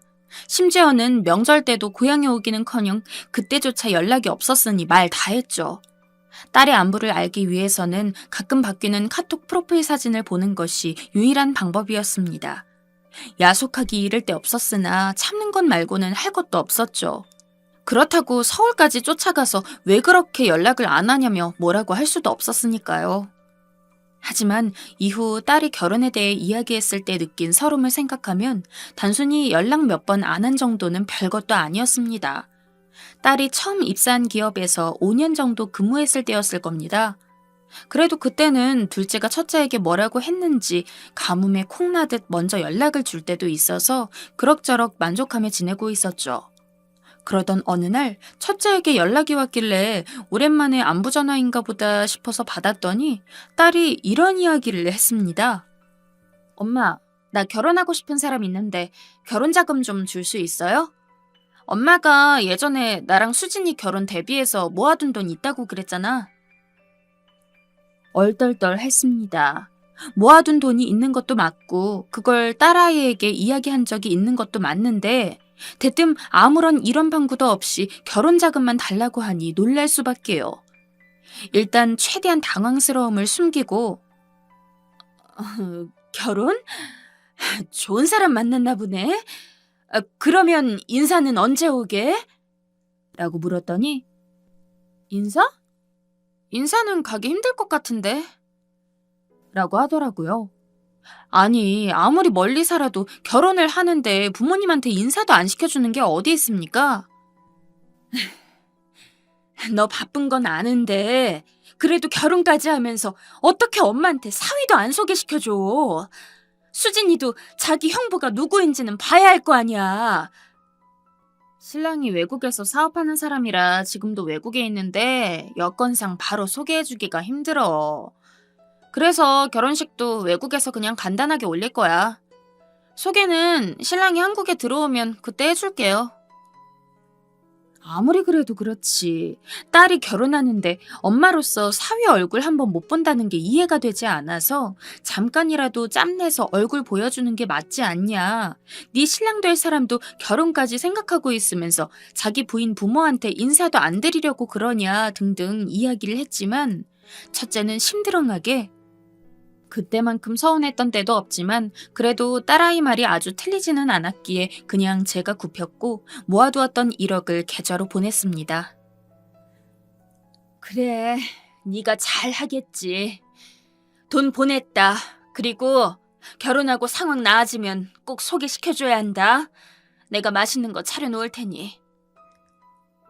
딸아이는 보낸 돈에도 고맙단 말 하나 없었습니다. 그래도 기다리면 나중에 연락이 오겠지 하며 시장 일에 집중했어요. 하지만 2주가 지났는데도 연락이 없더라고요. 먼저 슬쩍 결혼은 언제 하냐고 문자를 보내봤지만 답도 없었습니다. 문자도 안 되는 마당에 전화는 받을 리가 없죠. 하루라도 빨리 소식을 듣고 싶어서 한동안은 장사에도 집중이 안 되더라고요. 그러던 어느 날이었습니다. 엄마, 이거 언니 SNS인데 혹시 봤어? 둘째가 퇴근하고 집에 와서는 제게 딸아이 SNS라는 것을 보여주었습니다. 전 핸드폰으로 전화랑 메시지만 간신히 쓰는 사람이라 SNS는 사용할 줄 몰랐지만 어렴풋이 그게 뭔 줄은 알고 있었고 딸아이도 SNS를 한다는 이야기는 들었었죠. 하지만 그렇게 직접 SNS를 본 건 처음이었습니다.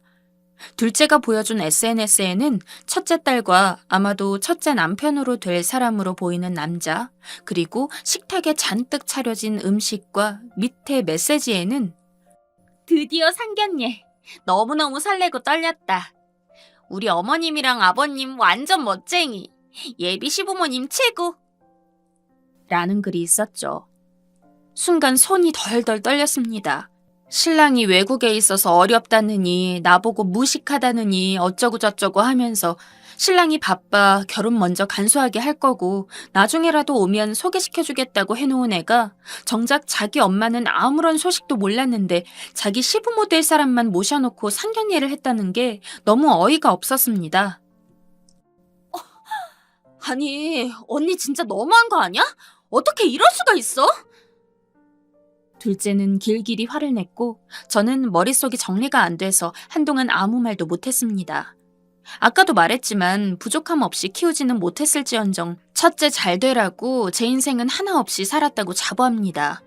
저는 못 입고 못 먹어도 자식들만큼은 그러지 않았으면 좋겠어서 매번 좋은 것들로만 밥을 차렸고 좋은 것들로만 손에 쥐어주고 그랬습니다. 그렇게까지 힘들게 살았는데 어떻게 배은망덕하게 이럴 수가 있나요?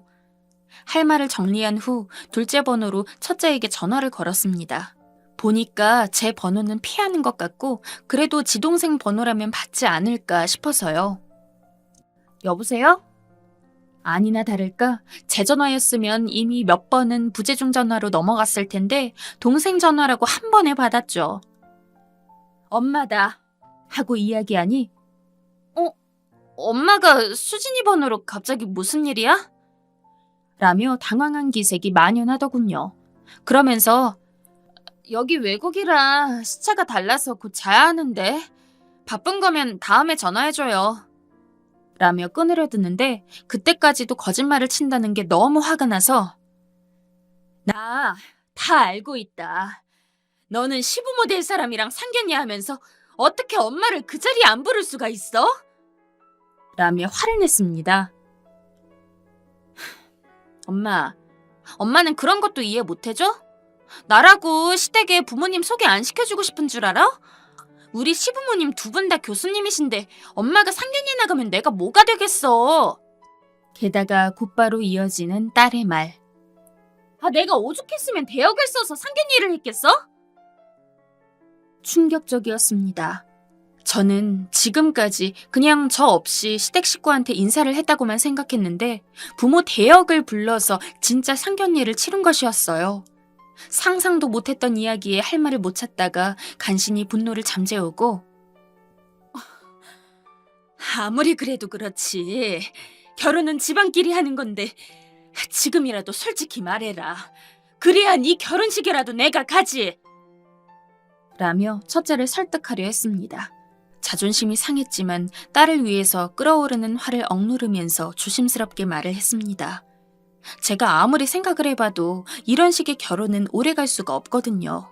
하지만 딸은 아예 저는 안중에도 없었죠. 제 뱃속에서 태어난 아이가 맞는지 의심스러울 정도였습니다. 엄마가 결혼식에 오면 엄마랑 같이 일하는 생선 비린내 나는 아줌마들까지 다 올 거 아니야. 나 솔직히 엄마 때문에 생선 냄새 맡기도 싫은 거 알아?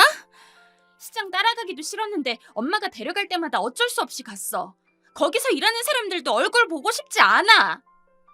이 말을 듣는데 머리가 하얘지고 그동안 딸들을 위해 힘들게 악착같이 살아왔던 지난 날들이 주마등처럼 스쳐 지나갔습니다. 저 그동안 힘들게 살아왔지만 그래도 그만큼 노력해서 나중 가서는 제 이름으로 된 가게도 늘리고 돈 잔뜩 벌어서 괜찮은 건물까지 사둔 상황이었습니다. 저 죽으면 전부 두 딸한테 갈 것이었으니 애들 안 힘들게 살게 하고 싶었거든요. 그런데 첫째한테 너무 큰 배신감이 느껴졌습니다. 몇 날 며칠을 가게 문도 열지 않고 집에 들어누워만 있었어요. 그리고 많은 생각을 했죠. 저도 사람인지라 두 명의 딸을 서로 비교하게 되더군요. 딸을 창피해하는 첫째 딸, 엄마를 존경한다는 둘째 딸. 저는 스스로 생각했습니다. 첫째 딸 대학도 보냈고 결혼자금 1억도 줬으니 제가 할 수 있는 엄마의 도리는 모두 했다는 결론을 내린 겁니다. 그래서 절대 첫째한테는 당시 결혼자금으로 준 1억을 마지막으로 단 한 푼도 남겨주지 않겠다는 마음을 가지고 그 즉시 둘째한테 나중에 면허 따면 운전하라고 외제차도 사주고 회사에 예쁜 옷 입고 가라며 명품 옷 잔뜩 손에 들려줬고 건물 명의도 미리 둘째 이름 앞으로 돌려두었습니다. 그리고 혹시 나중에 제가 갑작스레 죽었을 때 유산 관련해서 문제 없도록 모든 재산은 둘째 앞에 남긴다는 유언장까지 쓰고 공증까지 받았습니다. 첫째는 그 사실을 어떻게 알았는지 둘째한테 와서는 네가 무슨 돈이 있어서 그렇게 비싸게 차려입고 다니느냐고 꼬치꼬치 캐물었나 보더라고요. 그리고 둘째는 첫째에게 이거 엄마가 그동안 힘들게 번 돈으로 사준 거야. 엄마가 언니한테는 죽어도 한 푼 못 준다고 했고 나한테도 언니는 이제 언니도 아니니까 양심했으면 나랑 엄마 찾아오지 마. 라고 전부 이야기했고요. 그러자 첫째는 어른 되고 제대로 한번 찾지도 않았던 저한테 와서는 세상 억울한 말투로 저에게 따져들더군요. 엄마, 나는 엄마 딸 아니야? 왜 수진이한테만 다 해주는 건데? 내가 장녀 아니야? 진짜 내가 엄마 기쁘게 해주려고 내가 얼마나 힘들게 공부했는지 알아? 그런데 이건 아니잖아. 라고는 눈 깜빡도 안 하고 잘 짓거리더군요. 저는 참을 수 없어서 서랍 깊숙이 넣어둔 통장과 서류를 보여줬습니다. 그 통장에는 10억 현금과 둘째 이름 앞으로 된 건물 문서를 보여주었더니 눈이 동그랗게 변하면서 놀라더군요. 나는 엄마를 창피하게 생각하는 딸은 더 이상 필요 없다. 네 잘난 남편과 그리고 상견례 때 나 대신 나간 네 엄마 아빠와 잘 살고 다시는 찾아오지 말아라. 라고 말하며 집 밖으로 쫓아내고 번호를 전부 차단했습니다. 진짜 마음 같아서는 딸아이 시댁이라는 곳에 얘가 어떤 애인지 다 밝히고 싶었지만 참았어요. 이래서 자식 새끼 오냐오냐 키우면 안 된다고 하는 건가 봅니다. 그나마 둘째 덕분에 위로가 되기는 하지만 그래도 힘들게 살아왔던 지난 세월이 새삼 억울하네요. 그런데 며칠 전에 딸이 사위를 데리고 찾아왔어요. 처음으로 사위 얼굴을 보여준 거죠. 생긴 건 착하게 잘생겼더라고요. 사위라는 사람도 이 상황을 납득하기가 힘든지 어물쩡 서 있고 첫째 딸은 엄마 잘못했다고 싹싹 빌더군요. 저는 소금까지 뿌려가며 내쫓았습니다. 하지만 어미의 마음이 편치만은 않습니다. 이대로 평생 첫째 딸과 연을 끊고 살아야 된다고 생각하니 조금 두렵습니다. 시간이 지나자 점점 두렵기도 하고 행복이란 도대체 무엇인지 사색에 잠기기도 합니다. 제가 자식 교육을 잘못 시킨 죄이겠죠. 이제까지 왜 그렇게 악착같이 살아왔는지 후회만 됩니다. 두서도 없는 긴 글 읽어주셔서 정말 감사합니다.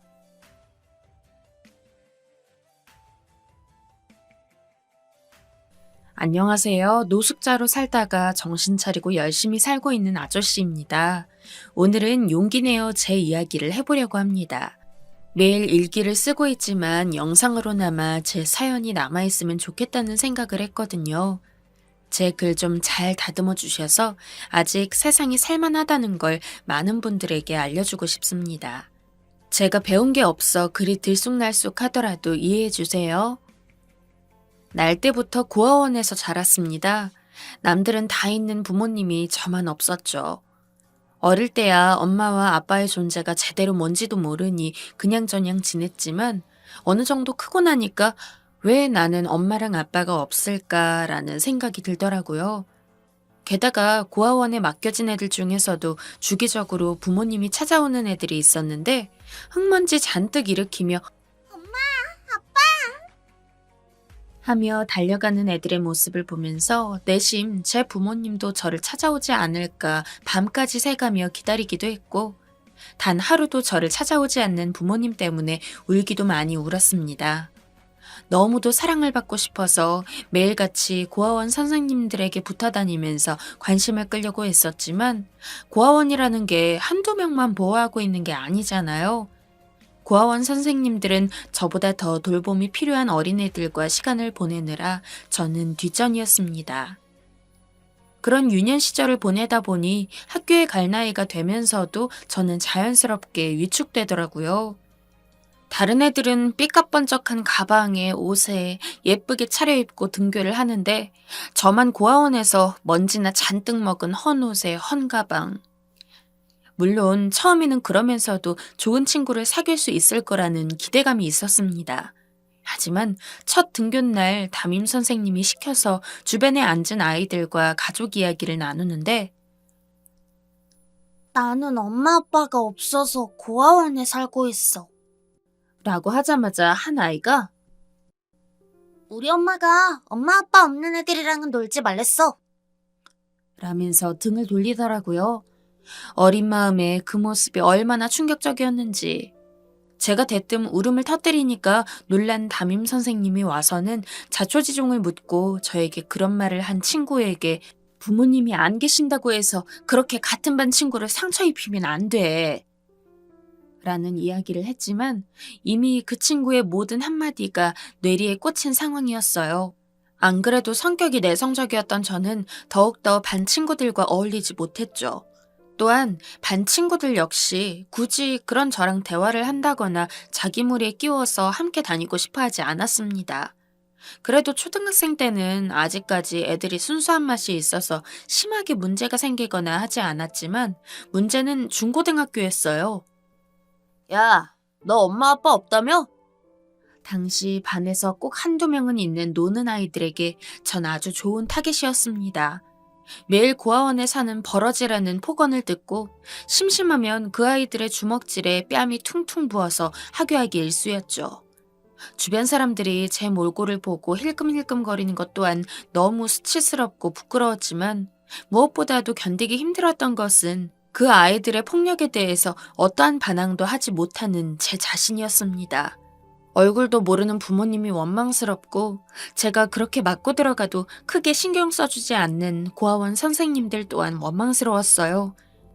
그나마 다행이었던 것은 제가 그 당시 상황에 좌절만 하지 않고 차라리 공부라도 열심히 해서 나중에 좋은 직장에 들어가자는 일념을 가지고 성적을 올리는 데 매진했다는 점입니다.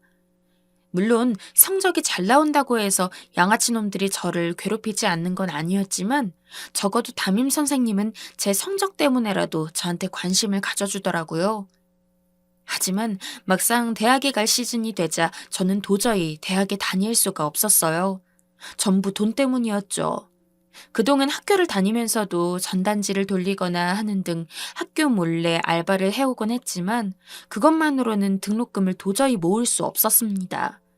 게다가 대학교가 1, 2년 다니는 것도 아니고 못해도 4년은 꼬박꼬박 매 학기마다 돈을 내야 하는데 어찌저찌 성적이 돼서 좋은 학교에 들어간다고 하더라도 매번 성적 장학금을 받는다는 확신이 있는 것도 아니고 그렇다고 지금처럼 알바를 하면서 공부를 하기에는 제가 너무 힘들 것 같았죠. 수험 결과상 전액 장학금을 받는 학교가 없는 것은 아니었지만 레벨이 아주 높은 학교는 아니었습니다. 차라리 공부머리가 조금 더 있었다면 이 노력이 뒷받침돼서 이름 좀 알려진 대학교에 장학금 받으며 다닐 수 있었을까요? 일단 당시 제 목록에 있던 대학교는 굳이 시간을 들이면서 다닐 만한 가치가 없다는 생각이 들었어요. 그동안 노력한 게 아까웠지만 저는 결국 대학을 포기하고 바로 아르바이트 자리를 구해서 돈을 버는 데 집중했어요. 성인이 돼서는 고아원을 나가야 했기에 급히 작은 원룸을 얻어서 생활했습니다. 반지하 원룸은 매 여름철마다 곰팡이가 잔뜩 피었고 쾌쾌한 냄새 때문에 숨을 쉬기조차 어려웠지만 저한테는 그런 방한칸조차 감지덕지였어요. 열심히 일하면 볕들 날이 있을 거야. 손에 잡히기는커녕 실루엣조차 보이지 않을 만큼 멀게 있는 희망 하나만을 믿고서 정말 허리가 휘도록 일했어요. 카센터, 편의점, 패스트푸드점, 신발 닦기, 핸드폰 영업, 방문 판매상까지. 정말 안 해본 일이 없었습니다. 그때는 자는 시간 빼고 한두 시간 비는 것도 아까워서 무조건 단기로라도 알바를 뛰었던 것 같아요. 솔직히 지금 생각해보면 고생한 것에 비해서 정말 푼돈이었지만 그때는 그 한 푼 두 푼이 너무 소중했습니다. 연애? 결혼? 당연히 생각도 못 해봤습니다. 애초에 친구조차 없는데 애인은 제게 사치였죠. 여자친구를 사귀게 되면 무조건 돈이 들 수밖에 없는데 당시 제 몸 하나 건사하기도 힘들었던 저한테는 여자친구한테 길거리에서 파는 붕어빵 하나 사주는 것조차 100번은 넘게 고민을 해야 했습니다. 그저 매일 알바를 나가서 돈을 받으면 통장에 넣고 돈을 받으면 통장에 넣고 팍팍하지만 피할 수 없는 일상이었죠. 그래도 30살이 됐을 때는 작게나마 회사에 들어가서 알바를 할 때보다는 훨씬 더 안정적으로 지낼 수 있었습니다.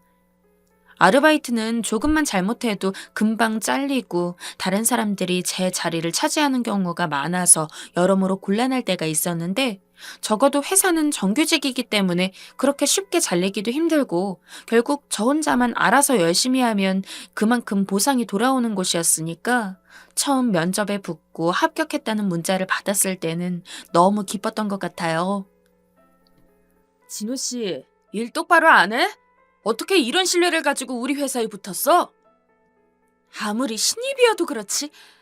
아휴, 이렇게까지 능력이 없어서는. 진호 씨는 복사 하나도 제대로 못해? 아, 대체 할 줄 아는 게 뭐야? 회사에는 놀러 나와? 밥만 먹으러 왔어? 아, 진호 씨 일하라고 우리가 돈 주는 건 줄 알아? 이럴 거면 때려치워 그냥. 진호 씨 자리 대신 들어올 사람 차고 넘치니까. 하지만 힘들게 붙은 회사도 매일매일이 눈물바람이었습니다. 제가 일을 못하는 것은 100번 이야기해도 부정할 수 없는 사실이었지만 당시 회사는 신입인 저에게 아무런 교육도 하지 않았습니다. 제가 먼저 입사한 선배님들의 일을 어깨너머로 보고 배우며 저 스스로 깨우쳐야 했죠. 하지만 제가 이전에 비슷한 일을 해본 것도 아니고 난생 처음 해보는 건데 어떻게 가르침을 받지 않은 상태에서 모든 일을 완벽히 처리하겠습니까? 처음에는 너무 억울해서 좋게 말도 해봤습니다. 실수해서 정말 죄송합니다. 제가 아직 미흡해서 그런지 제대로 배우지 않은 상황에서는 어떤 식으로 업무를 처리해야 할지 확신이 들지 않습니다. 혹시 조금이라도 제가 할 일에 대해서 배울 수 있을까요? 그러나 그런 말이 통하는 곳이었다면 애초에 제 실수에 대해서 저런 식으로 면박을 주지는 않았겠죠. 제 말에 회사 사장은 오히려 다른 사람들은 굳이 안 가르쳐줘도 알아서 배웠다느니 너는 일머리가 없어서 어느 회사에 가도 망할 거라느니. 돈이 궁하다고는 해도 그런 말을 들으면서 계속 버틸 수는 없겠더라고요. 첫 회사를 그렇게 그만두고 저는 택배 상하차 일을 시작했습니다. 어릴 때부터 너무 일을 많이 해서 그런지 몸이 그렇게 좋진 않았지만 차라리 아무 생각 없이 몸을 움직이는 게 더 나았어요. 그리고 택배 상하차는 조금만 손이 느려도 크게 호통을 받곤 했지만 당시 회사에서 들었던 폭언 같은 욕설이 쏟아지지는 않았으며 그래도 다 같이 고생해서 그런지 점심시간 때 되면 적게나마 같이 일하는 사람들끼리 이야기도 나눌 수 있었고 분위기가 나쁘지 않았습니다. 그렇게 택배 일을 3년 정도 하다가 저는 운명과도 같은 여자를 만났습니다. 연애도 결혼도 없을 거라고 생각했던 제 인생에 유일하게 빛이었던 사람이었죠. 우연을 거듭했던 만남은 저를 헤어나올 수 없을 만큼 깊은 사랑의 굴레로 떨어뜨렸습니다. 뼈 빠지게 번 몇천만 원의 돈. 새 살림을 차리기에는 적을 수도 있지만 지금 이 여자를 놓치면 저에게 다시는 이런 핑크빛 기류가 오지 않을 거라고 생각했습니다. 그에 급히 금반지 하나를 준비해서 엉성하게나마 고백을 했고 다행히 아내는 제 프로포즈를 받아들였죠. 1년 정도 이어졌던 결혼 생활은 행복하기 그지없었습니다. 여보, 오늘도 일하느라 너무 수고했어. 아휴, 나만 집에 있어서 미안해서 어째. 그런 말 마. 나 같은 남자랑 결혼해준 것만으로도 너무 고마운데. 저희는 분명 서로를 아끼고 사랑하는 부부였습니다. 아니, 부부였을 겁니다. 분명 평소와 같이 이야기를 나누다가 잠이 들었을 뿐인데 어떻게 그렇게 하루아침에 모든 것들이 달라질 수 있었을까요? 그날은 눈을 뜰 때부터 어쩐지 기분이 이상했습니다. 간밤에 악몽을 꿔서 그런지 일어났는데 뭔가 느껴지는 기운이 다르더라고요. 졸린 눈으로 저도 모르게 주변을 두리번거렸는데 늘 제 옆에서 잠들어 있던 아내가 보이지 않았습니다. 주말에는 유독 또 늦잠을 자는 아내였던지라 자리에 없는 게 이상하긴 했지만 잠깐 가게라도 들렀나 보다 싶어서 세수를 하고 씻고 나온 뒤 돌아올 아내를 기다렸죠. 하지만 아내는 몇 시간이 지나도 집에 오지 않았습니다. 여보, 제발 전화 좀 받아봐. 그 어떤 때보다도 간절하게 빌었지만 아내는 전화를 받지 않았죠. 혹시 무언가 메시지라도 남긴 게 있을까 싶어서 온 집안을 헤집는데 어쩐지 이상했습니다. 아내의 옷이며 개인적인 물건들이 싹 사라져 있었거든요. 순간 불길한 예감이 들어서 멍청한 얼굴로 평소 통장이나 도장 등을 넣어둔 서랍을 뒤적거렸는데 제가 힘들게 모은 돈이 전부 사라져 있었습니다. 그 뒤로 전 모든 삶의 희망을 잃었습니다. 일을 못하니 월세를 낼 수가 없어 신용카드로 빚을 내어 한 달 한 달 견디면서 돈이라도 한 푼 생길라 치면 편의점에서 소주를 사와서는 안주도 없이 빈속에 병을 들이켰습니다. 35이 넘도록 변변찮은 경력도 없고 능력도 없었던 저는 뭘 하려고 해도 번번이 퇴짜를 맞고 실패를 맛보게 되니 정말 아무런 의욕도 들지 않더라고요. 게다가 나중에는 신용불량자까지 돼서 더 이상 빚을 낼 수도 없었습니다. 집주인은 몇 달간은 제 편의를 봐주다가 계속해서 월세가 안 들어오니 결국 저를 쫓아냈고 저는 졸지에 길 한복판에 단촐한 집 몇 가지와 함께 나앉게 되었어요. 노숙자 아닌 노숙자 생활을 했습니다. 지하철역에서도 잡았고 근처 공원에서도 잡았고 심지어는 애들 노는 놀이터에서도 벤치 한 구석에 쭈그려 누워서 잠든 적도 있었어요. 하지만 노숙자 생활도 만만치 않았습니다. 저도 직접 노숙자가 되어보고서야 알았는데 원래 노숙자들이 많이 모이는 지역에는 그들 나름대로의 텃세 같은 게 있더라고요. 누가 함부로 여기서 자리 잡으래? 여기 자리 있어! 다른 데로 꺼져! 인생의 나라까지 굴러본 사람들이라 그런지 협박도 단순히 말로 끝나는 게 아니었습니다. 길바닥에 놔뒹구는 깨진 소주병 같은 걸 들면서 진짜로 찌를 것처럼 위협을 하는 사람도 있었고 그냥 말도 없이 다짜고짜 얼굴을 주먹으로 퍽 때리더니 그냥 멱살을 잡고 끌어내리는 인간들도 있었어요. 그래도 그런 건 제가 미리 피하면 되니까 괜찮았습니다. 하지만 봄, 여름, 가을, 겨울 모든 계절을 길에서 보내면서 가장 힘들었던 것이 있다면 바로 배고픔이었어요. 쓰레기를 뒤지는 것도 한계가 있었습니다. 이미 먹을 만한 것은 다른 노숙자가 가져간 뒤였고 저는 사람들 발에 밟혀서 말라 비틀어진 바나나 껍질 같은 걸 먹으면서 연명한 적도 있었습니다. 처음에는 너무 더러워서 헛구역질이 절로 나더니 나중에 가서는 그조차도 없어서 못 먹더라고요. 그나마 공원 등에 수도가가 있어서 물은 마음껏 마실 수 있는 것이 천만 다행이었어요. 아무리 굶주리고 힘들어도 남의 물건에 손을 대선 안 된다고 배워왔는데 정말 못 먹어서 굶어 죽을 위기에 처하니까 눈에 뵈는 게 없었어요. 처음에는 그냥 눈으로라도 코로라도 이 배고픔을 좀 채워주고 싶어서 마트에 들어간 건데 나중에 정신을 차리고 보니까 제 점퍼 안에는 몰래 숨겨온 과자 한 봉지와 빵 한 봉지가 있었죠. 자괴감에 울면서 먹었습니다. 그 와중에도 거의 몇 달 만에 제대로 씹을 만한 게 입에 들어오니까 침이 잔뜩 고이고 배는 우렁차게 울고 이상한 만족감이 들어서 먹는 걸 멈출 수가 없더라고요. 처음이자 마지막 도둑질이라고 생각하려 했습니다. 하지만 이미 한 번 맛봐버린 마실이라 그런지 마트를 지나갈 때마다 참을 수 없는 충동이 느껴졌죠. 우유, 빵, 과자. 어느샌가 저는 매일같이 마트에 들어가서 작은 먹거리를 하나씩 훔치는 것이 습관이 되었습니다. 물론 그러다 보니까 가끔 더 큰 욕심이 나기도 했지만 이미 죄를 저지르고 있는 상황에서 더 무언가를 바라는 건 안 될 거라 생각하고 최대한 마트에 큰 피해가 안 갈 만한 아주 작은 물품들만 집어왔어요. 물론 애초에 도둑질 자체가 마트 입장에서는 당연히 나쁜 일이죠. 훔치면서도 너무 죄송스럽고 하고 싶지 않았지만 만약에 제가 다시 그 상황으로 돌아간다면 솔직히 도둑질을 절대 안 할 거라고 장담은 하지 못하겠습니다. 당시 저는 그만큼 절박했거든요. 그렇게 도둑질을 한 3달 정도 했을 거였습니다. 당시 저는 쓰레기장에서 빗대 하나가 부러진 텐트를 주워서 동네 인근 뒷산에 엉성하게나마 설치를 하고 그곳에서 지내고 있었죠. 물건을 구경하는 척 어슬렁거리다가 마트 안으로 들어가서 그날 먹을 한 끼 분량의 빵이나 우유를 챙겨서 나오면 재빨리 뛰어서는 텐트가 있는 곳으로 돌아와 허겁지겁 식사를 했습니다. 그리고 그날도 마찬가지로 도둑질을 할 생각이었죠. 몇 달째 갈아입지 못한 낡은 점퍼 안에 크림빵 하나를 숨기고 두리번거리다가 밖으로 나오려는데 누군가 제 어깨를 턱 잡았습니다. 저기요. 저랑 잠깐 얘기 좀 합시다. 딱 걸렸구나 싶었죠. 만약에 도둑질했던 걸 현장에서 잡히면 정말 큰일 날 것 같아서 저는 남자의 손을 확 뿌리치고 길가로 달려나갔어요. 그 와중에 훔쳐온 크림빵을 놓치고 싶지 않아서 손에 꼭 쥔 상태로요.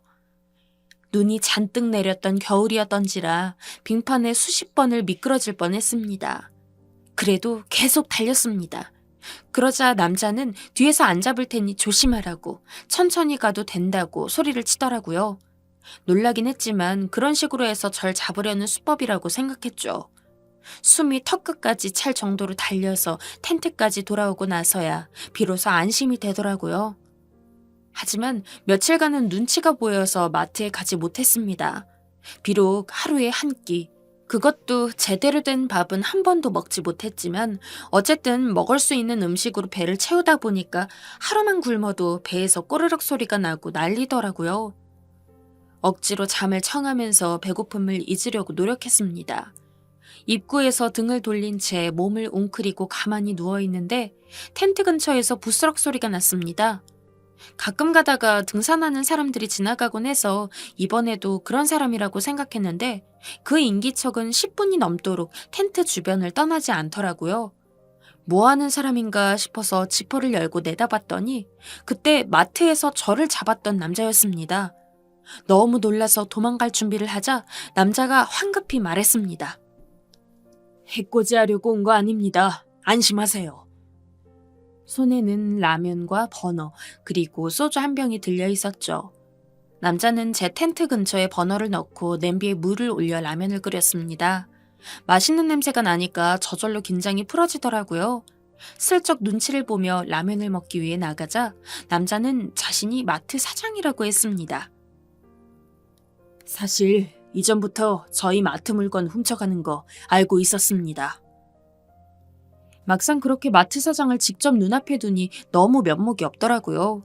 그래서 고개를 꾸벅 숙이며 죄송합니다, 죄송합니다 라고 연발했습니다. 배고픔으로 인해 정말 지켜야 할 인간의 도리를 잊어버린 느낌이었어요. 하지만 마트 사장님은 제 사과에도 별다른 반응을 하지 않았습니다. 오히려 가만히 끓고 있는 라면을 보다가 소주 뚜껑을 따서는 종이컵에 한 잔 따라서 저에게 넘겨줬죠. 다 괜찮으니 술이나 한잔 합시다.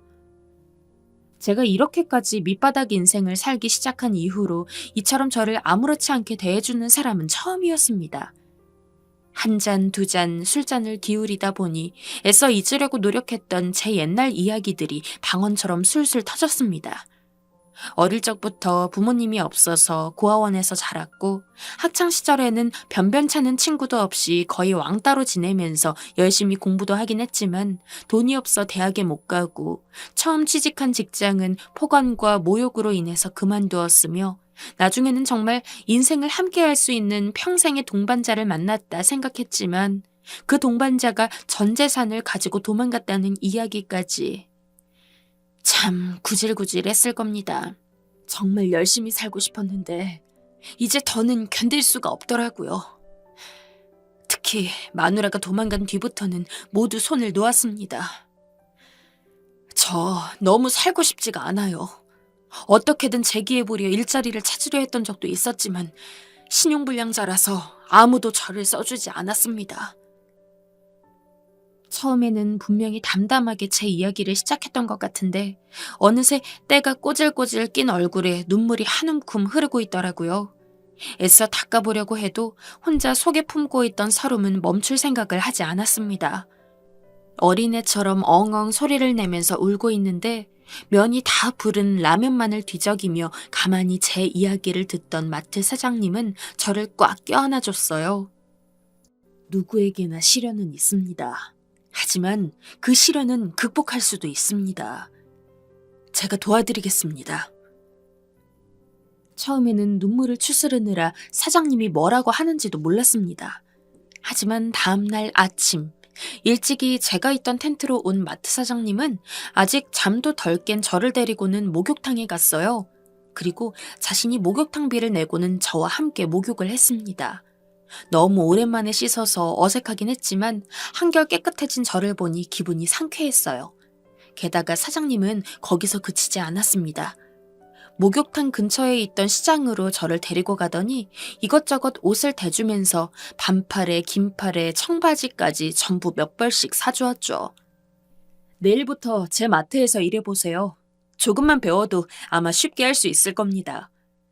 그리고 이렇게 텐트에서 자면 건강에도 안 좋으니까 퇴근은 저랑 같이 제가 살고 있는 옥탑방으로 갑시다. 게다가 이런 믿기지 않는 제안까지 했습니다. 솔직히 너무 감사드렸지만 한편으로는 왜 저한테 이렇게까지 잘해주는지 얼떨떨했어요. 그래도 마치 하늘에서 내려준 동아줄 같은 이 기적을 마다할 수는 없었습니다. 하얀 쌀밥에 장조림, 김치, 밥다운 밥을 몇 끼니 챙겨 먹고 사장님 따라 마트에 가서 정말 뼈 빠지게 일했습니다. 단 한순간도 한눈 팔지 않고 조금이라도 더 일을 능숙하게 하기 위해서 최선의 노력을 다했어요. 그리고 사장님은 제가 옥탑방에서 지내는 내내 필요한 가전제품이나 생필품까지 전부 사다 주셨습니다. 마트에서 일하면서 월급도 꼬박꼬박 받는데 그런 것까지 받기에는 너무 염치가 없어서 제 돈으로 사겠다고 했으나 사장님은 이런 거 한 푼 두 푼 모아야 나중에 큰 돈이 되는 거라면서 만류하셨죠. 언젠가 사장님과 함께 또 술을 마시면서 왜 저한테 이렇게 잘해주시냐고 물었습니다. 그때 들어보니 사장님은 과거 저와 비슷한 느낌으로 산 적이 있다고 하더라고요. 되는 일은 하나도 없고 돈도 못 벌고 인생을 살기는 싫고 그렇게 방황하다가 한 은인을 만났다고 합니다. 아마 그분이 없었다면 지금의 저는 없었을 거예요. 그분한테 감사한 게 많기 때문에 그때 다짐했었습니다. 만약에 언젠가 나처럼 힘들어 보이는 사람을 만나면 꼭 그분처럼 도움의 손길을 내밀겠다고요. 지금 생각해보면 제 전반적인 인생이 참 재수없기는 했어도 사장님 같은 분을 만난 걸 생각을 하면 그래도 아주 나쁘지만은 않은 인생인 것 같습니다. 지금은 사장님 덕분에 신용도 역시 조금씩 회복해 나가고 있고 계속 마트 일을 하다 보니 적성에도 맞는 것 같아서 나중에는 사장님과 같이 마트를 운영하는 것이 꿈이 되었습니다. 불과 얼마 전까지만 해도 그냥 이 세상에서 목숨 하나 부지하면서 사는 것조차 힘들다고 생각했는데 이제는 사장님 덕분에 희망찬 미래가 보이고 있어요. 다시는 예전처럼 좌절하지 않고 저와 비슷한 상황에서도 힘을 내서 일어섰던 사장님을 본받아서 꼭 성공해서 그간의 빚은 100배 넘게 갚으려고 합니다.